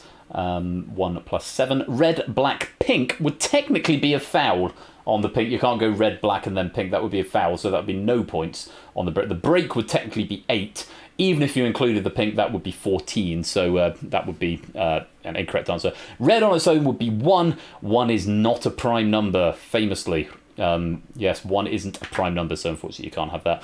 Red, blue, red, though, is correct. That's 1 plus 5 plus 1 for 7. Red, brown would be correct for 5, 1 plus 4. Red, yellow is 1 plus 2 for 3. Red, green, red, blue, red, yellow. Longest break on there, 1 plus 3 plus 1 plus 5 plus 1 plus 2 would give you 13. And red, pink, 1 plus 6 would give you 7. Well done if you got some points there. Nice to see quite a few players getting 5. Oni, AB, me, Garrett, Colo, Riff, BC and Shapes. All getting yourself 5 points there. Really like this question. Good. I thought it might divide the room somewhat. But Lewis said he really liked it as well. So hopefully if you liked it, then great. If not, then I can only apologise. That's the end of round 2. Let's clear the board and check out the scores. So, plenty of bank going on there. Shapes with the lead at the moment on 85. BC2 and Riff are all on 80. Colo has got 75, Garrett's on 70, AB Me's got 60, Energy and Oni on 50, Nat and Quizface topper all on 40, Brand New Halo's got 33, Ray on 32, MPL 23, Nekka Grandma 27, Podo 17, Insta Bruce 3, and Mark on 15, Pokenuts on 12, and Nodcat on 8. So there's one more round, and Toot, currently in joint second place, is really going to enjoy this final round. As Lewis remarked earlier on, or what I read out earlier on, this is an either love it or hate it, but I think it's accessible if nothing else, even if you don't love the substance. Let's check out the rules. Most of your points of the Doctor Who question. That's fair. To be fair, most of mine probably would have been the Doctor Who question. It's easy when you're writing because you've got the internet. Round 3 is called This or That. You'll be presented with a question and 2 options. One is correct and one is incorrect. You need to submit A or B within 7 seconds. It's very fast, so in this round it is vital that you keep your eye on the chat. When the question's in the chat, the question is live. Options will appear first and then the question. Once the question is up, A or B, whisper it to the bot. 7 seconds, it goes very, very quickly. Answering a question correctly will give you increasingly more points. So the first one gives you 1, the second gives you 2, the next will give you 3, the next will be 4, and so on. So your points accumulate and gradually get bigger as it goes up. Answering a question incorrectly at any time will reduce your score to 0 and reset your correct answer streak. Abstaining from a question will bank your points and reset your correct answer streak. So it's a bit like the weakest link if you've played that. So you get more and more points up the chain. As soon as you don't know one, if you don't want to risk it, remember it's 50-50 all the way, so you could guess at any point. If you get it wrong though, it breaks your streak and you lose your risk. If you abstain, it banks your risk, but you start rebuilding from the next question at 1. With 15 questions in the round, there's a maximum of 120 points available if you can get a perfect game of all 15 correct. And it's multiple choice, A or B, but fast multiple choice. Good luck to you all. Round 3, this or that, A or B, options are 2 plus 5, 7 minus 3. Which is larger?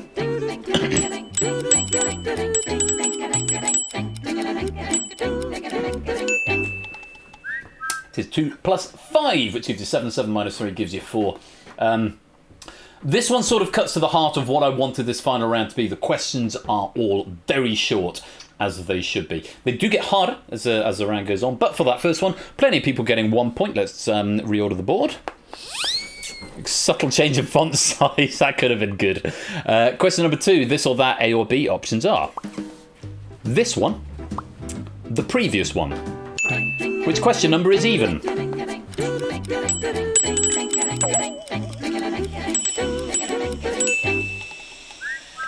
It's this one. It's 2. The previous one was 1, which is odd. Grandma getting the wrong answer there.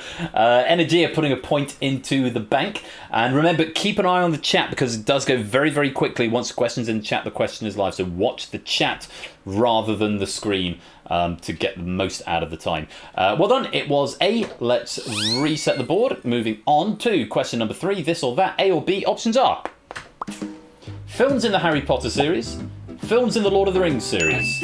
Which is odd?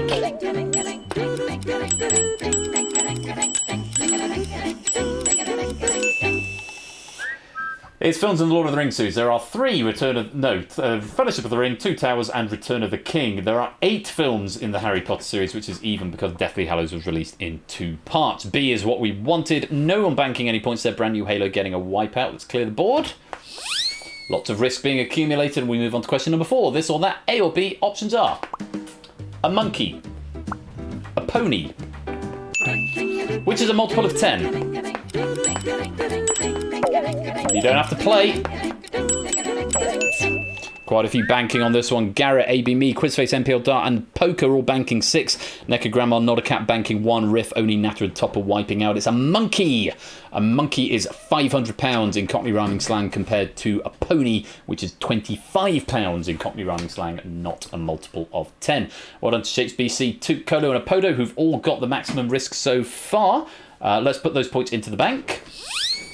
And we'll move on to question number 5. This or that, A or B, options are the answer to life, the universe, and everything, the number of pillars of Islam, which is prime.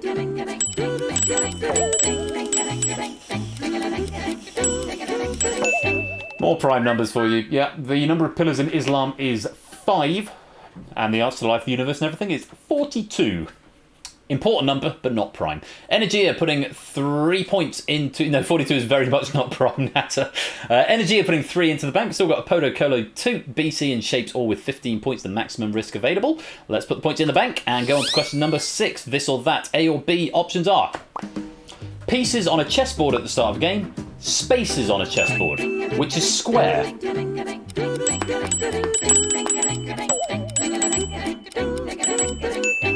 2, wiping out, a maximum risk of 15. That is possibly going to be detrimental to his top score. Spaces on a chessboard, there are 64.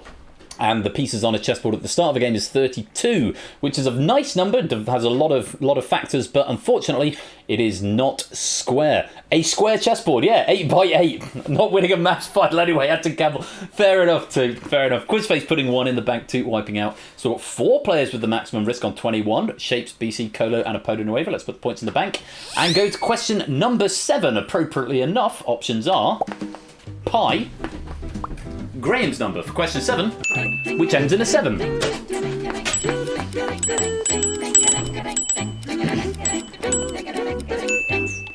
It's Graham's number. It's big, it's vast. There isn't enough matter in the universe to convert to graphite or ink to write it down, but we know it ends in a 7. Whilst Graham Norton's number ends in an 8. Very good. Yeah, thank you, QI. Pi, on the other hand, is irrational. I mean, technically it ends in a 3 if you're looking at integer value, but if you're looking at the full value, pi is irrational. It has no end. It goes on to infinity. And rest in peace indeed to Ron Graham. Well done if you got that one right. Apodo putting 21 points in the bank there. That'll be a nice boost to his bank score. Colo, BC and Shapes still with the risk lead. I think they've also got the bank lead at this point. Just Odd Garrett also on 76 there. And Toot as well on 80, but a bit of catching up to do. Depends when Colo, BC and Shapes bank. If they bank, let's put the points in the bank. And we'll go on to question number 8. This or that, A or B. Options are Hilbert's Hotel, Fermat's Forum, which is infinite.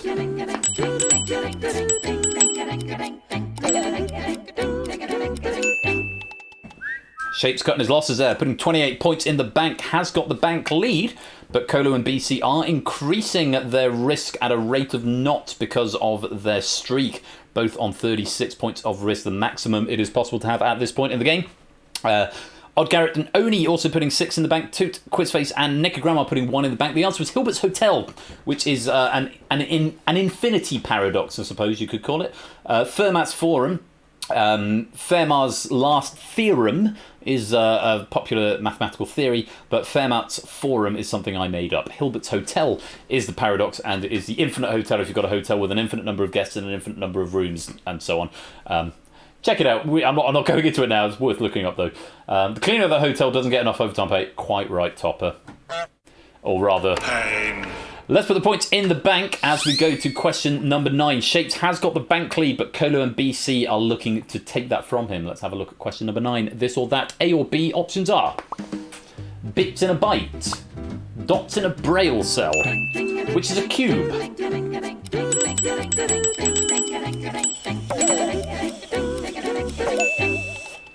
Quizface, Natter and Nodacat wiping out their Topper, putting 10 into the bank. And everyone else getting it right, including BC and Colo, who are up to 45 points of risk. Yeah, it's bits in a byte, which is 8, whereas dots used in a braille cell is 6. A cube number is a number times itself 3 times, so in this case 2 times 2 times 2, which would give you 8. Unfortunately 6 is not a cube number, so if you gave me that, I'm afraid you've wiped yourself out. So other cube numbers, 1, 8, 27, 64, and then the 125, and so on. Let's put the points in the bank as we go to question number 10. Shapes has got the bank lead. Odd Garrett is second with the bank. Toot is third, but BC and Colo have got a massive potential lead. Let's see what happens as we go to question number 10. This or that, A or B. Options are popes named Gregory, English kings named Henry, which is a factor of 24.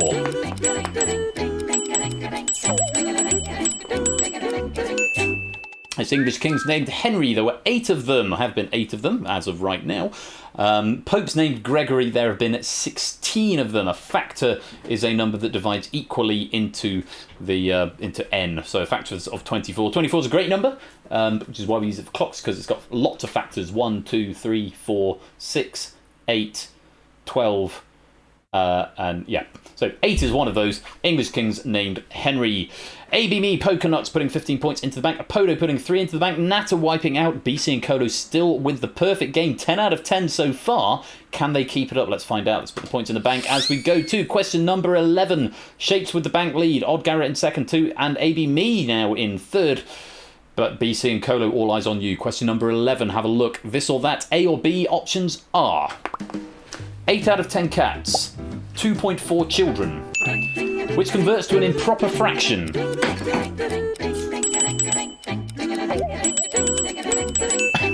Kolo and BC continuing their streak with 11. Yes, 61.9% getting 2.4 children. Improper fraction, sometimes called a top-heavy fraction, is a fraction that has a value greater than 1.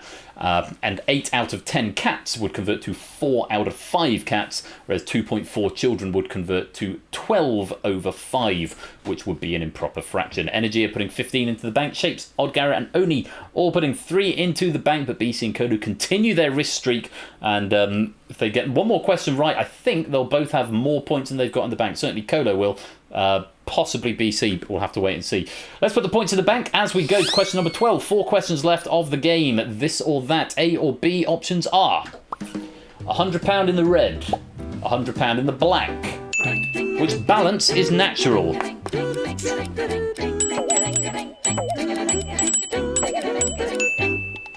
Few more wipeouts there. Shapes, Garrett and Nat are all wiping out on that one. It's £100 in the black. A little bit of economic theory here being referred to as in the black means you have a positive balance. In the red means you have a negative balance. So if you're £100 in the red, £100 in your overdraft, for example, you would be in the red. And a natural number is a positive integer. So £100 in the red would be minus £100, whereas £100 in the black would be £100.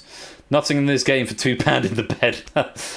Black in the red is dead. Yes, quite right, Natter. Brand new Halo cutting losses. That's a big risk streak. 36 points going into your bank there, Brand new Halo. Naked Grandma putting in 6. Topper putting in 3. Apodo putting in 1. BC and Kolo going for the perfect game. I can't remember if we've seen it before in this game, but we've got 3 questions to go. BC and Kolo looking to do 15 out of 15. Can they do it? Let's find out as we go on to question number 13. Shapes has the lead with 116. Odd Garrett in second with 85. 2 in third with 81, but with 10 points of risk. AB Me is also in third with 81, but only 3 points of risk. BC and Kolo, lots of risk. Even Riff has got 36 points of risk here, so this could be a very, very interesting endgame depending what happens on these next 3 questions. Good luck. Question number 13. This or that. A or B options are weight of an elephant, number of shoes in a cupboard, which is discrete.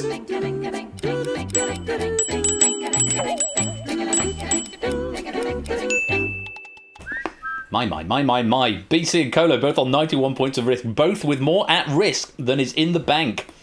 Riff and MPL Dart both on 45 points of risk. No mean feat in itself. Quizface banking a single point there. Yeah, number of shoes in a cupboard would be discrete. So discrete data is countable. So the weight of an elephant is on a sort of sliding scale, whereas the number of shoes in a cupboard is fixed. It would be a fixed integer. I don't want to tell you how many are in mine. Lots. Probably an odd number, knowing our dogs. Oh, there's a sleepy spaniel outside my door. Let's put the points into the bank. 2 questions to go. Shapes has got the bank lead with 116. Odd Garrett's in second with 85. Toot and AB Me are tied in third with 81. But BC and Kolo, with 2 questions left, have got the maximum risk streak. Can they get 120? If they both get 120, it will be BC who wins the day, as they've got more in the bank at the moment. But let's find out. Question number 14. This or that, A or B, options are maximum score with 3 darts, minutes in 2 hours, which is a factorial. BC's got it right. And Kolo's calling it quits at 91. That's a big score to go into the bank. Or to add to 75, Colo is very much going to have the lead here, and it's going to come down to BC. If he wants to play the last question, if BC sits out the last question, then he will win the game. But the glory of getting 15 in a row, that is going to be a very difficult thing to resist for BC. So, Toot putting 15 in the bank, Not a Cat putting 10 in, Colo putting 91 into the bank. The answer is B, minutes in 2 hours. A factorial is an integer times by all of the integers lower than it. So, for example, minutes in 2 hours is 120, which is 5 times 4 times 3 times 2 times 1. Maximum score with 3 darts is 180, which is not a factorial. Oh, excuse me. So, let's put the points in the bank. We'll give it a minute, because Colo's got a lot of points to put in the bank. Colo up to 166. That in and of itself, on any other day, that would be, we're one and done. Colo's won it. But it's going to come down to BC. BC, because you had the lead before, and because you have got more risk than Colo put into the bank, all you need to do is abstain, and you will win the game with 185. If you get it right, you take home the glory of being possibly the first player to get 15 out of 15 in the final of Risky Business. If you get it wrong, you get the singular honour of being the player to lose the most points in the final of Risky Business, taking that, I think, from Ape, who got it wrong on question 13 or maybe 14. Did Quizzle do a 15 out of 15? So you'd be the second BC. So if you get it wrong, you'd be the player who lost the most in the final. So it's not. It would be a joint record. It would be a joint record with Quizzle if you manage to do this. Abstain for a guaranteed gold. Risk it for either the biggest loss or the joint biggest risk win. No one else is even factoring. I tell a lie. Riff might be factoring in here because Riff could potentially still take second place here, with a bank would take him up to 135, which would knock Shapes down into second. But depends what happens with BC. Colo, at the moment, it is your game. Hello, Claire. Welcome to the street. I know, it's so very exciting, this one. A tense finish. And it's all been maths-based. Good luck to everybody. Question number 15 of 15. This or that, A or B, options are Googleplex, E, which is rational.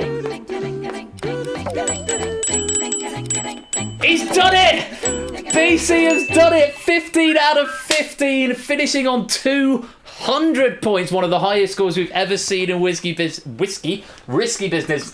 Yes, a Googleplex is rational. That is a number that has an endpoint, whereas an irrational number is a number that never ends, like Euler's number or pi, whereas a Googleplex is a 1 followed by a Google 0. It's big, but it is rational all the same. So all of that risk that is still standing there will go into the bank. What a game, what a finish. And we've got 15 out of 15 from BC in the final round. Love to see that. Very pleased to see it happen at one of my packs. And let's see what the final standings are at the end of the game. It is BC 2014 who is our gold medalist with a massive bank of 200 points. Colo takes the silver with 167, and Riff manages to grab that bronze with 146, just knocking Shapes down to 122 in fourth place. Toot finishing there in 5th with 97. MPL Dart gets 95 in 6th.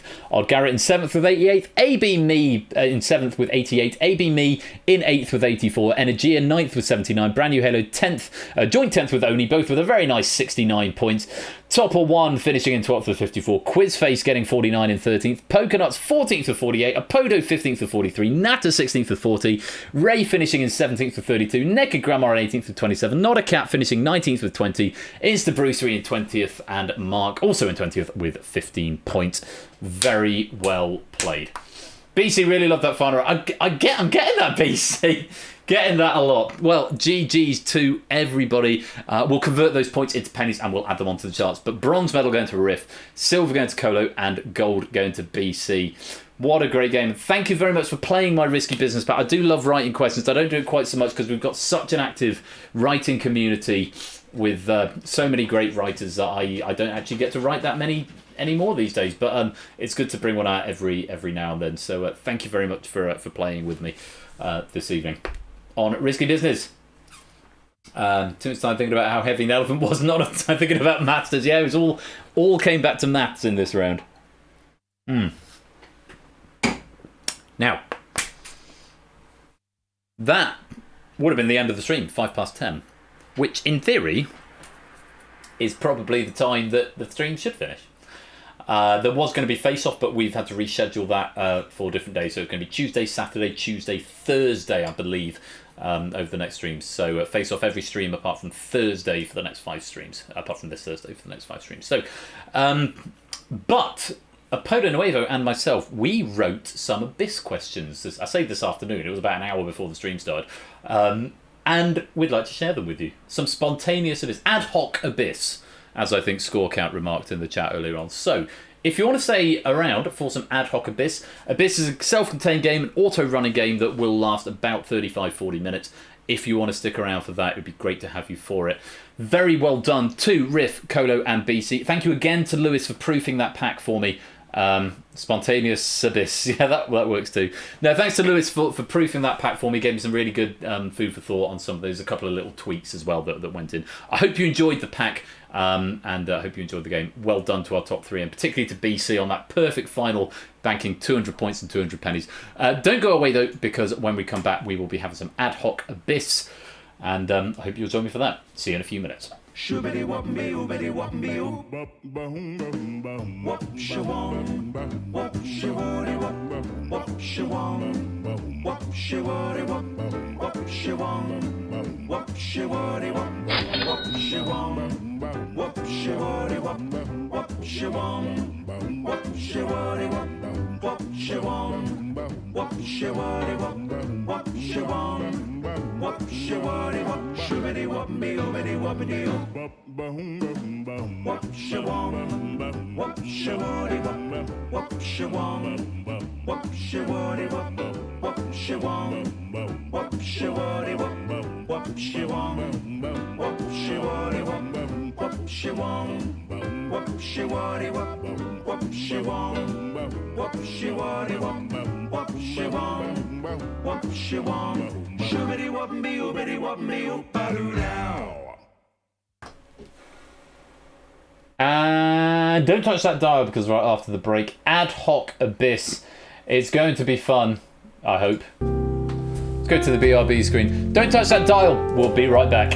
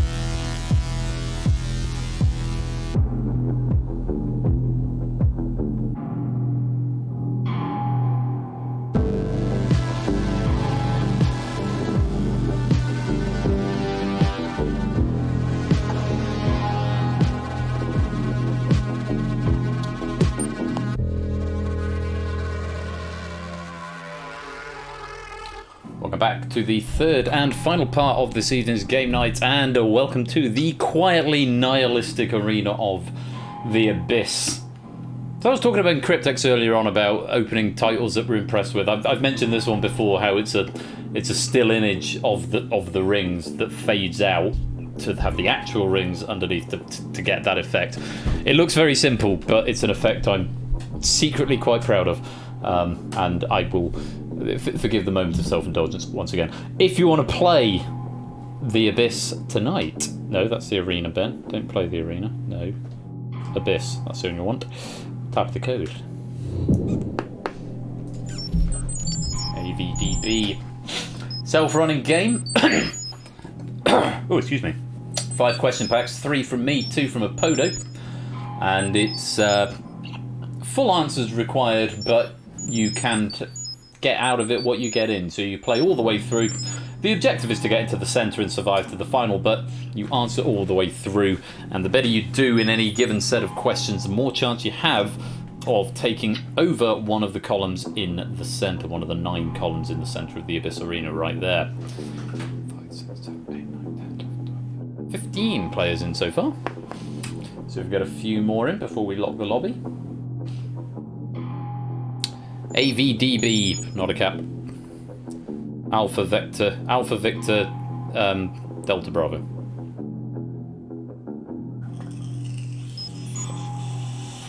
There you go.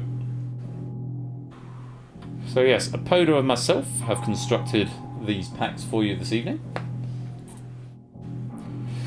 I'll give you a few more seconds. Come join the lobby. Come on, come have a game. It'll be fun. They're fun packs. Well, ish. I would speak. At least one of mine is a fun pack. One of my packs is slightly meta, I will say. That's what happens when I write things in a hurry. One of the packs is slightly meta. One of them might be sport, and one of them is fun. Both of Apodos are fun. I will say that. And they're all very accessible though. So. Give everyone a few minutes to catch their breath after Risky Business. That finale of Risky Business was a little breathtaking and a little slightly exhausting. So we'll just have just a couple of seconds just to centre ourselves, catch our breath here before the game begins.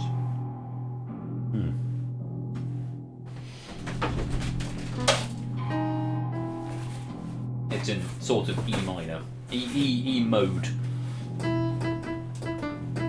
Oh, why is that ticking?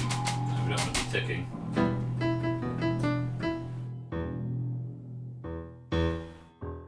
Oh, it's finished. That's the end of the riff.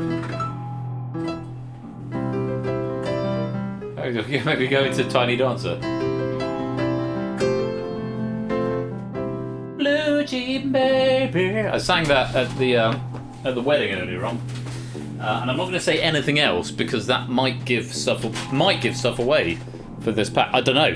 You'd have to wait and see. Might do.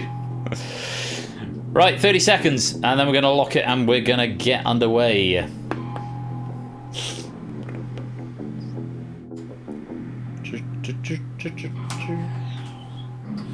Oh, this might be what we've got. 1, 2, 3, 4, 5, 6, 7, 8, 9, 10, 11, 12, 13, 14, 15, 16, 17 players coming to trial out the Abyss.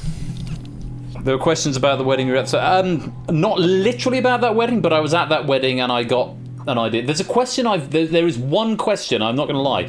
One of the questions gave rise to the entire pack, because there's one question I've wanted to ask for a long time, and I sort of got the idea at the wedding I was at this afternoon. So it's not specifically about that wedding, maybe. That's all I'll say before everything is revealed. Right, let's lock it up. Here's how to play. Players attempt to answer up to 40 questions. I'm sure this should have a border around it. Oh no, maybe that's the question lozenge. Anyway, players attempt to answer up to 40 questions by whispering the answer to Persephone's Twitch spot. Use the crossword clues to assist you as spelling matters. Very important, spelling matters. After the 5th question, 9 players will be selected to join the Abyss Arena, with players who perform better given a higher chance. If players in the Abyss Arena answer a question incorrectly or abstain, they lose a life and drop a level. After the third incorrect answer or abstention, they drop into the abyss and are out of the game. A player from the wings will be selected to replace them, with players who have performed better on the previous 5 questions given a higher chance. Arena players earn an extra life up to a maximum of 3 after successfully answering 5 consecutive questions. After question 40, the players in the Abyss Arena progress to the final. So, 5 packs, 3 from me, 2 from Apodo. Use the crossword clues to help you. Spelling will count. Good luck. Let's play the Abyss. That's what I was thinking of. And starting with... the category is fruit filling, blank seat. A long padded seat on a bicycle. All of the answers in the fruit filling category will be fruits. It's a banana seat. Banana seat is what we're after there. Green if you're right, red if you weren't. Let's go to the next. Stephanie's Chair Originals. We played this earlier tonight. Lots of 8-letter words are involved. 7 letters in this one, not 8.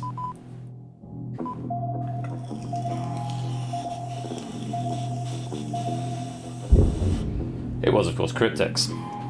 So, questions on fruit fillings and Persephone's Chair Originals coming up. Next category, UK football team nicknames. The Magpies, 6 or 9.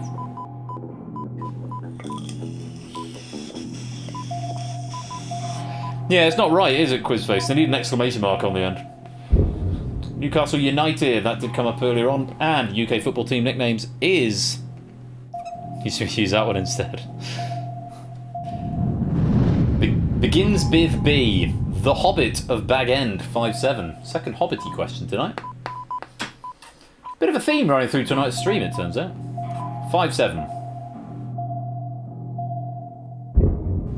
Bilbo Baggins begins with B. So Frodo would not have been allowed because that did not begin with B. Or both of them anyway. On to the next. At a wedding, this is the one I was referring to. The legal bit of a wedding ceremony. This moment takes about 8 minutes depending how snap happy the photographer is. 7238 or 37238.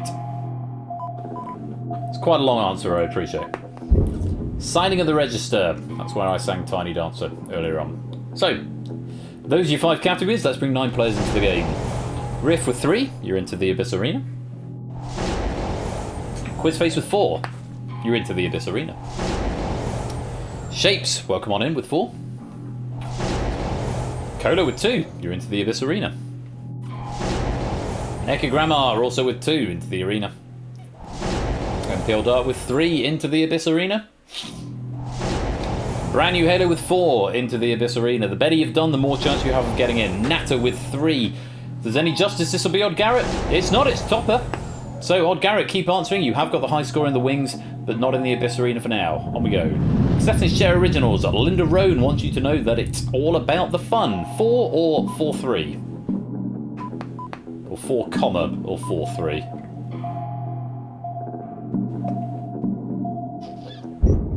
That might be the exclamation mark breaking the game. Buzz off is what we wanted there. I need to look into that. Apologies. Begins with B, often obtained at First Dan in martial arts, 5-4.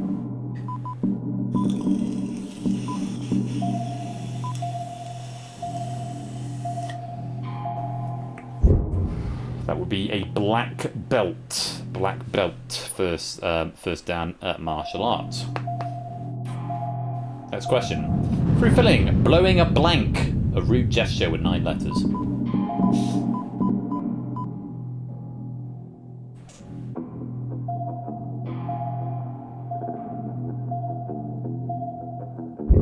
It's a raspberry. Blowing a raspberry. Sounds like that. I hope it's not bother the dog. At a wedding, Billy Idol sang about this particular type of wedding, also the colour traditionally worn by the bride. 5 or 5-7.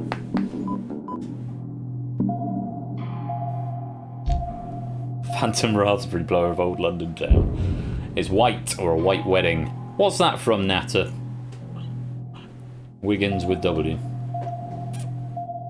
Khaki. UK football team nicknames. The Hornets, 7 letters. I did mention this in Risky Business. But did you listen? At least I think it'll. Maybe I mentioned the Wasps.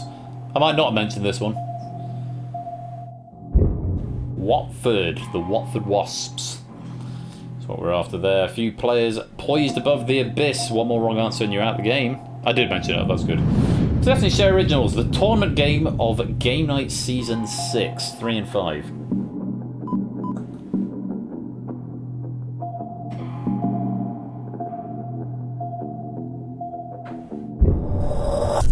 The Arena, which incidentally is what Quizface, Colo, NPL Dark, Brand New, Halo, and Natter have just dropped from. Riff, though, has got himself an extra life. It was the Arena. Let's bring some more players in. Oni, welcome to the Abyss Arena. Claire, welcome to the Abyss Arena. BC, welcome to the Abyss Arena. And Energia, welcome to the Abyss Arena. Next question. At a wedding, popular bridal entrance music by Johann Pachelbel. 521 or 5?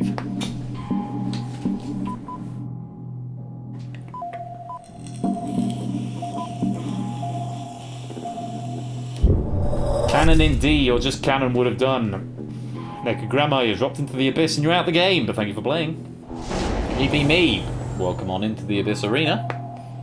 Next question. UK football team nicknames, the Royals, with 7 letters.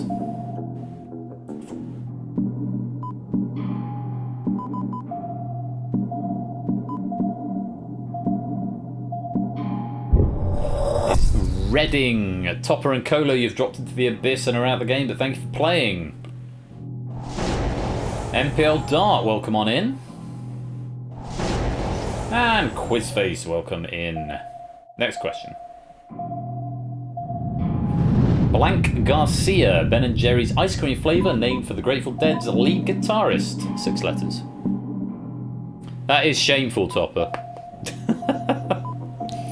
My gran lives in Reading. My mum supports Reading, which is why I know that. Cherry is what we wanted. BC and Energy, you've dropped into the Abyss and are out of the game, but thank you for playing. Natter back in for a second time. And Colo back in for a second time. Poor old Odd Garrett still hasn't got in yet. Let's go on to the next question. 26 questions left. Begins Biv B. Cartoon rabbit with a catchphrase. What's up, Doc? 4 and 5.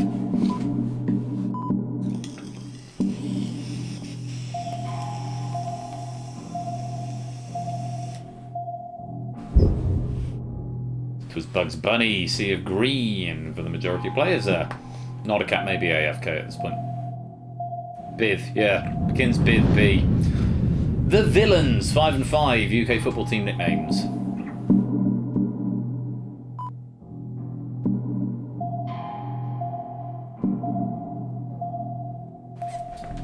Losing the name, Aston Villa. Aston Villa. Only a Natter losing a life there. Next question. Begins Biv B, comedian with 45 appearances on QI, second only to Phil Jupiter's 4 and 6.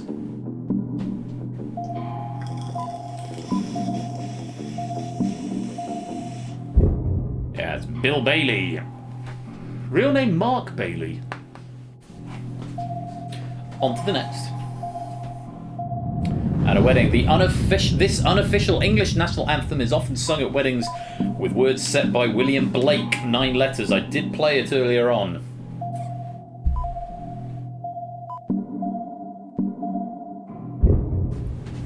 Jerusalem, MPL Dart, AB Me, Claire and Nat are losing a life. Shapes earning an extra life there. You're back up to the second flight with 5 in a row. That was Jerusalem, incidentally. Music by Parry. Fruit Filling, Blank Express, a 2008 film starring Seth Rogen and James Franco, 9 letters.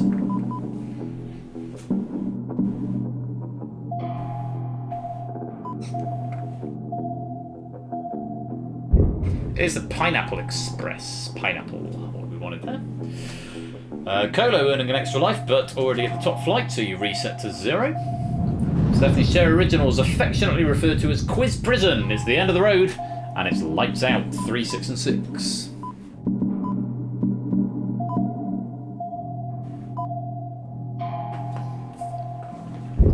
It's the Escape Artist, of course it is.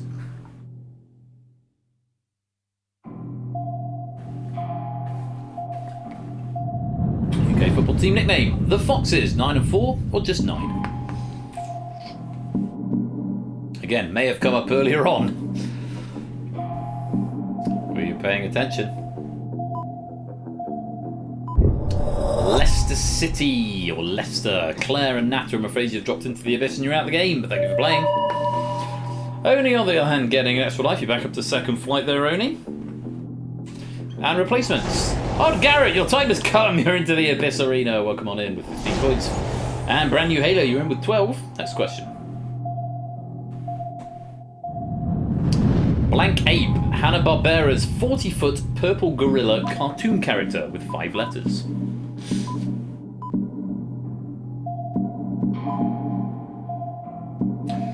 Remember, even if you drop into the abyss, there is a chance for you to get back in. Keep answering. The more you answer correctly, the more chance you have. Grape was the answer, and AB Me, you've dropped into the abyss and you're out of the game. Thank you for playing. Topper, you're back in. Here's a catchphrase. No, that's wrong game.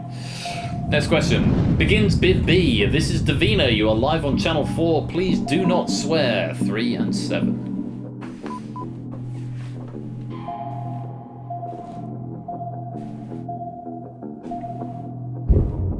It is, of course, Big Brother. Not to be confused with Brig Bother, our friend from over the way. Shapes. Another extra life for you, and you're back up to the top flight. I see lights in my driveway. My wife is home from Kent. She'll probably come say hello in a minute. Next question. 70 Share Originals, the only active game that always features a picture round. 4 and 4. There's some that occasionally do, like Spotlight.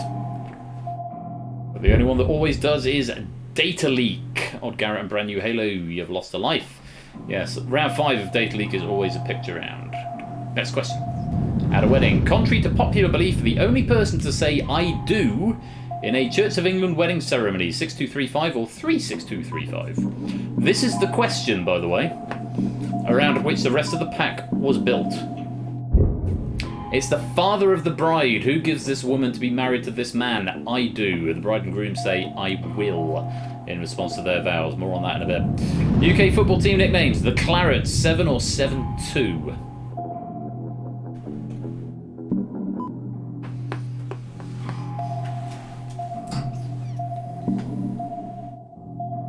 Tricky one. Burnley, a lot of damage there. MPL Dart and brand new Halo have dropped into the abyss and you're out of the game, but thank you for playing. Toot, you're into the abyss arena. 20 out of 25. BC, you're in with 17 out of 25. 14 questions to go. Here's the next. At a wedding again, this modern replacement for rice consists of small pieces of colourful paper thrown over the bride and groom after a wedding ceremony.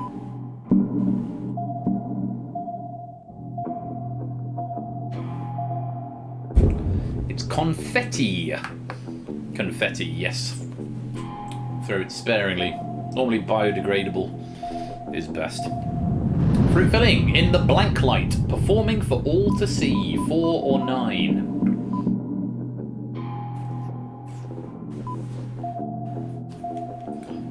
After a fruit. You see getting an answer in the next time. Not the right one though. It's lime. In the limelight. In the limelight. Moving on. Stephanie Share Originals. We played this earlier tonight. Elements of Press Your Luck and Wipeout persist throughout. 5-8. Risky business. Cola, you've dropped into the abyss and you're out of the game, but thank you for playing. You're replaced by AB Me.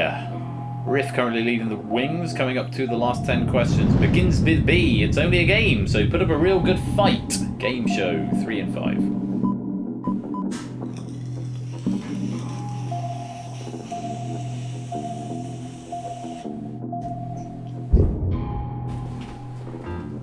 It's only a game show. It's Big Break. Put up a real good fight. 70 Share Originals, a quiz game that somewhat subverts the form right down to the title. 4238.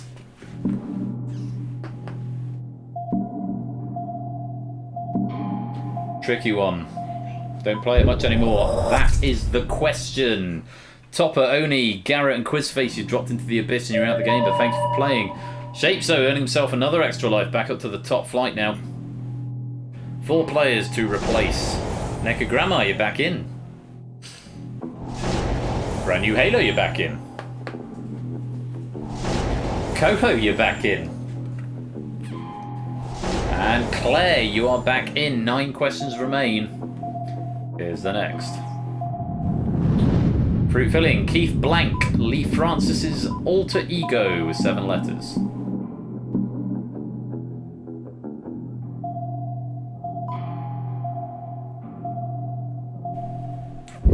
Is Lemon, Keith Lemon is who we're after there. Nekagramma losing a life into the middle flight. At a wedding, traditionally the last person to give a speech at the reception. 343 or 43.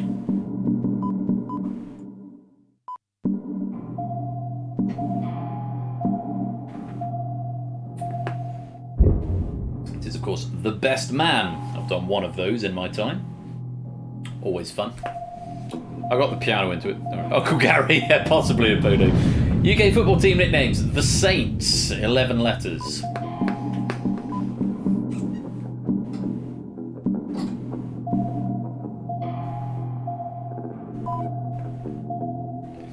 It is Southampton. BC, you've dropped into the abyss and you're out the game, but thank you for playing.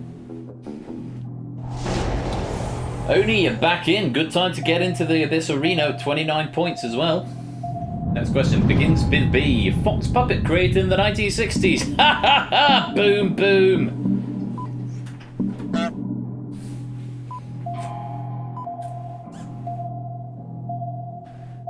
Was Basil Brush. Nekagramma, you've dropped into the abyss and you're out of the game, but thank you for playing. Replaced by Quizface. Very good time to get in. 5 questions to go.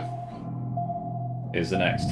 At a wedding, love is patient, love is kind is a popular wedding reading taken from this book of the Bible. 1:11 or 11:1 or just 11.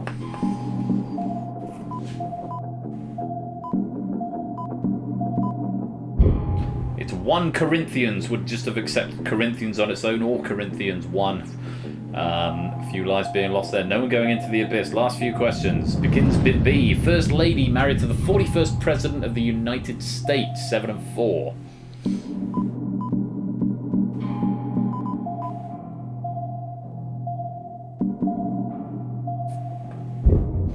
Barbara Bush, married to George W. Bush, I believe. Was he 41st? Or was it George Bush Sr.? One of them. Fruit filling, Blanky Keen, means honky dory, or possibly hunky dory. 5 or 6. With or without the Y, basically. Peachy Keen, Peach or Peachy Keen. AB me, you've dropped into the abyss and you're out of the game, but thank you for playing. Good time for Garrett to get back in, who started the game with the highest score, so that's maybe karmic justice. Last couple of questions. The very first original Persephone's Chair interactive quiz game with 10 letters. The very first.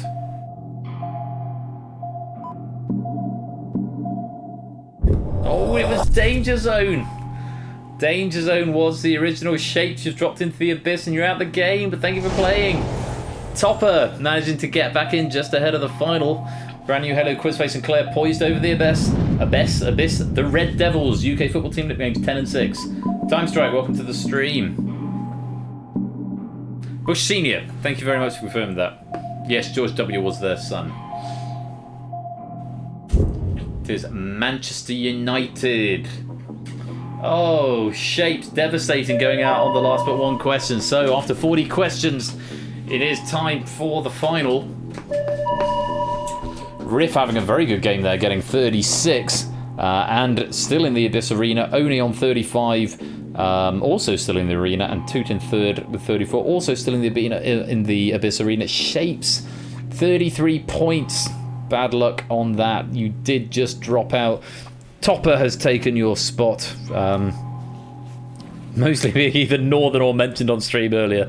Hello, Digital David. Welcome on in. How was your purple train earlier that wasn't purple? You had shredded wheat for refs. You did.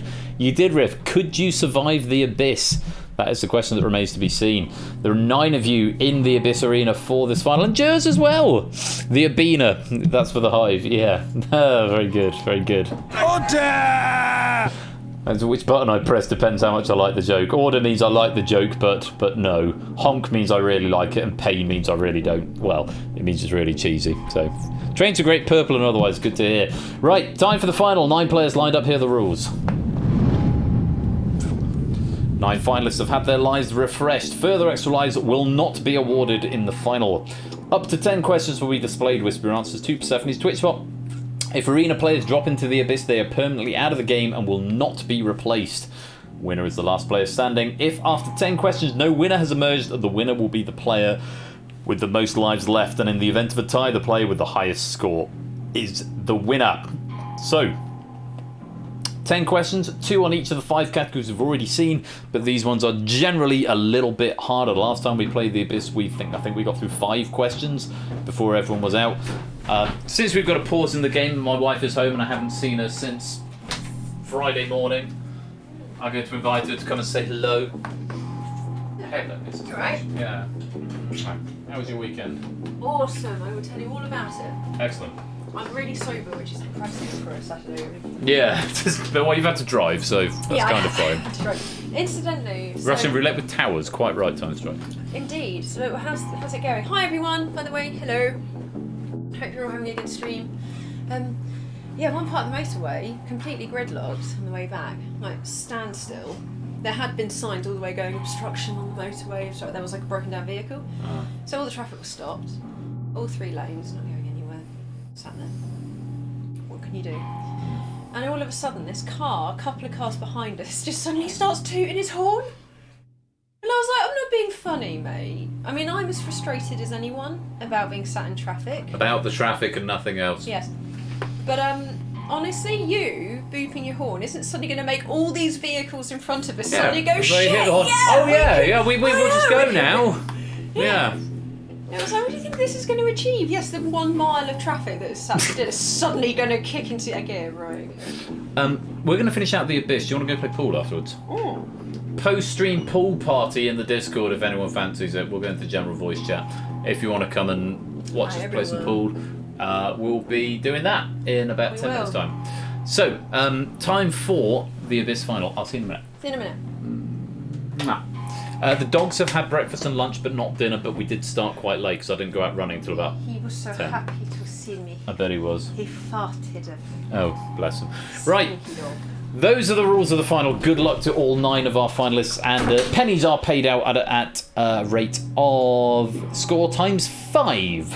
So decent windfall of coins available for you tonight. Good luck. Let's play the final. There is a... yeah, I'm going to get a proper one, Odd Garrett, but for now it's just a webcam on my laptop. But yeah, pool party in the Discord afterwards. Here we go. At a wedding. This is my 10 question. The French word for a single flower or bud worn by the groom in a buttonhole. 10 or 11.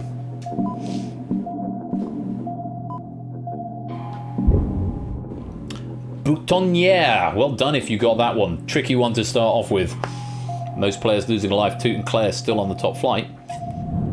UK football team nicknames. The Potters. 5, 4 or 5. Oh, did it come up on OQL? Nice.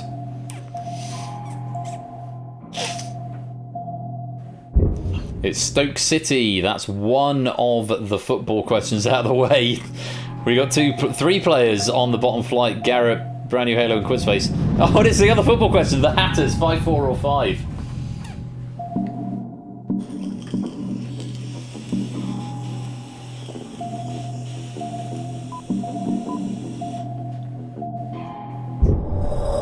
Luton Town. Luton would have sufficed. Garrett, you've dropped into the abyss and you're out of the game, but thank you for playing. 5 players on the bottom rung, the rest on the second.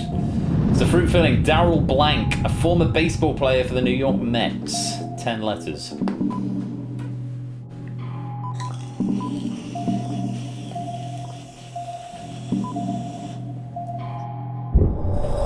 Strawberry is the answer. Oni!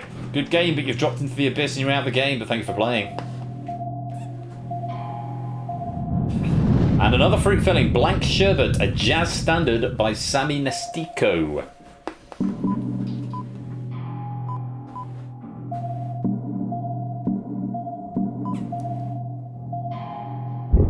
Oh, it's orange. And Quizface and Toppy have dropped into the abyss and you're out of the game, but thank you for playing. At a wedding again, the Duchess of Cambridge walked down the aisle to this piece of music by Parry, 134. 5 players now remain.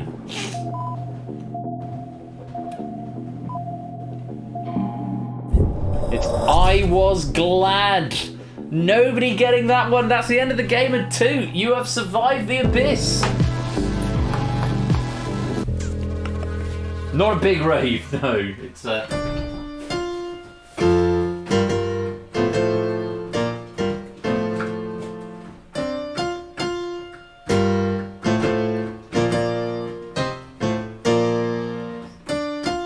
sounds better on an organ. Or with an orchestra, like she had. Not O Solo Mio either, no. Or Sole Mio. No, not spelt that way either. Brutal final. Again, just 5 questions. The 2 football ones, the 2 wedding ones, and the 2 of the fruit ones. 6 questions. There were 2 fruit fillings, 2 football, and 2 weddings. So yeah. The begins with B, and the Persephone's Chair original questions, they survived to another day. But that's the way it goes. More soccer, please, says Riff. Well, it is Toot that survives the abyss, I think for the 2nd time in a row. Very well played, Toot. But that's how the final works. Tricky questions in there, and enormously grateful to Apodo, A, for coming to keep me company during the pool stream earlier on, and for suggesting the idea. I mooted it when I put the announcement out earlier on, and then sort of let it sort of pass me by. I went to play pool, and then Apodo said, is that still a thing? I can write some packs. I was like, yes, let's do it. Because I had definitely one pack. The wedding pack I was always going to write anyway. And then the Persephone's Chair one was just an easy one to do. I think football teams must have been on the My Football nicknames from Risky Business stuff. So, yeah. Whatever your points are, times it by 5. That's the pennies that you'll get for tonight's performance in the Abyss. And that is our spontaneous ad hoc game. It's 11:15, and that is going to be it. But if you want to continue coming to hang out with us, do head down to General Voice Chat over in the Discord. Mrs. Flush and I will be doing a IRL pool stream. We might do a little AMA as well. Ask us stuff in the live chat or in voice if you fancy. Come and join us. A little bit of a post-stream pool stream. Pool. Post. Stream. Post. Stream. That'd be good to have you. And thank you all.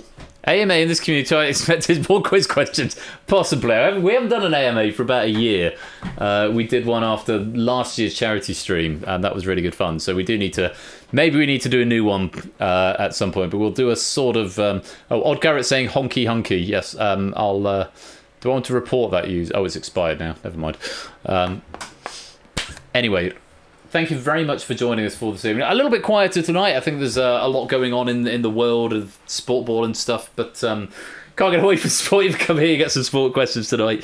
Earlier on, we had Cryptex from Lupine. Very many thanks to Lupine, and congratulations to Riff taking the gold medal there. We then had a beautiful game of Risky Business. Lovely stuff. Grateful to Lewis for proofing my questions there. I do hope you enjoyed them. And beautiful because BC managed to pull off the perfect 15 in the final, take the gold medal, and get a perfect 15 out of 15 in the final. So very well done to you. And we finished off with the Abyss. Many thanks to Apodo for adding to the questions there. Always fun. I find the Abyss are quite an easy write. So it could be another one to sort of do spontaneously. Although we sort of plan it so the packs come in, but maybe it's a game we could pull out more often because it's got a fixed time because it auto runs and all the rest of it. Let me give you some pennies. The data has been written to the drive. I'll give you some end game pennies just for 30 seconds. And then I'll stop that, and that will update in the drive, and you can see what your pennies have got. While we do that, I will tell you what is going on this week. Well, our great friend Topper is playing Rebound tomorrow over on his channel, twitch.tv/Topper1Gaming. Do go give him a follow. Rebound from Topper. As for Bash, our great friend Mr. Ash yes, surname Bash, first name Ash the. Let's have a look. Oh, he's up. Oh, he's deleted the stuff above it. Good. So Wednesday is continuing with the breakaway tournament. And that's episode 5 on Wednesday the 1st of June, followed by All Clued Up. He's gigging next Friday, so no stream from Ash next Friday, but Wednesday for Breakaway and All Clued Up with Bash. Do go give him a follow. As for me, I'm going to carry on much as I ever have. If I go to my events page, we'll be able to see that on Tuesday we have got Hacker from Samster. We've got The Pyramid from Lewis. We've got Face Off. Oh, and look at this. We've got more of The Abyss. This time a fully curated game, all from Arun, our friend Arun. Arun Aromatics, Hacker, Pyramid, Face Off, and The Abyss. That's on Tuesday. Thursday next week should be a lot of fun. We've got Only Connect from Toot and The Escape Artist, another pack from me, 2 in 1 week after going like the whole of the season, well, apart from the premiere. None from me, and then we've got Only Connect from Toot, and then The Escape Artist from me. No Face Off on Thursday.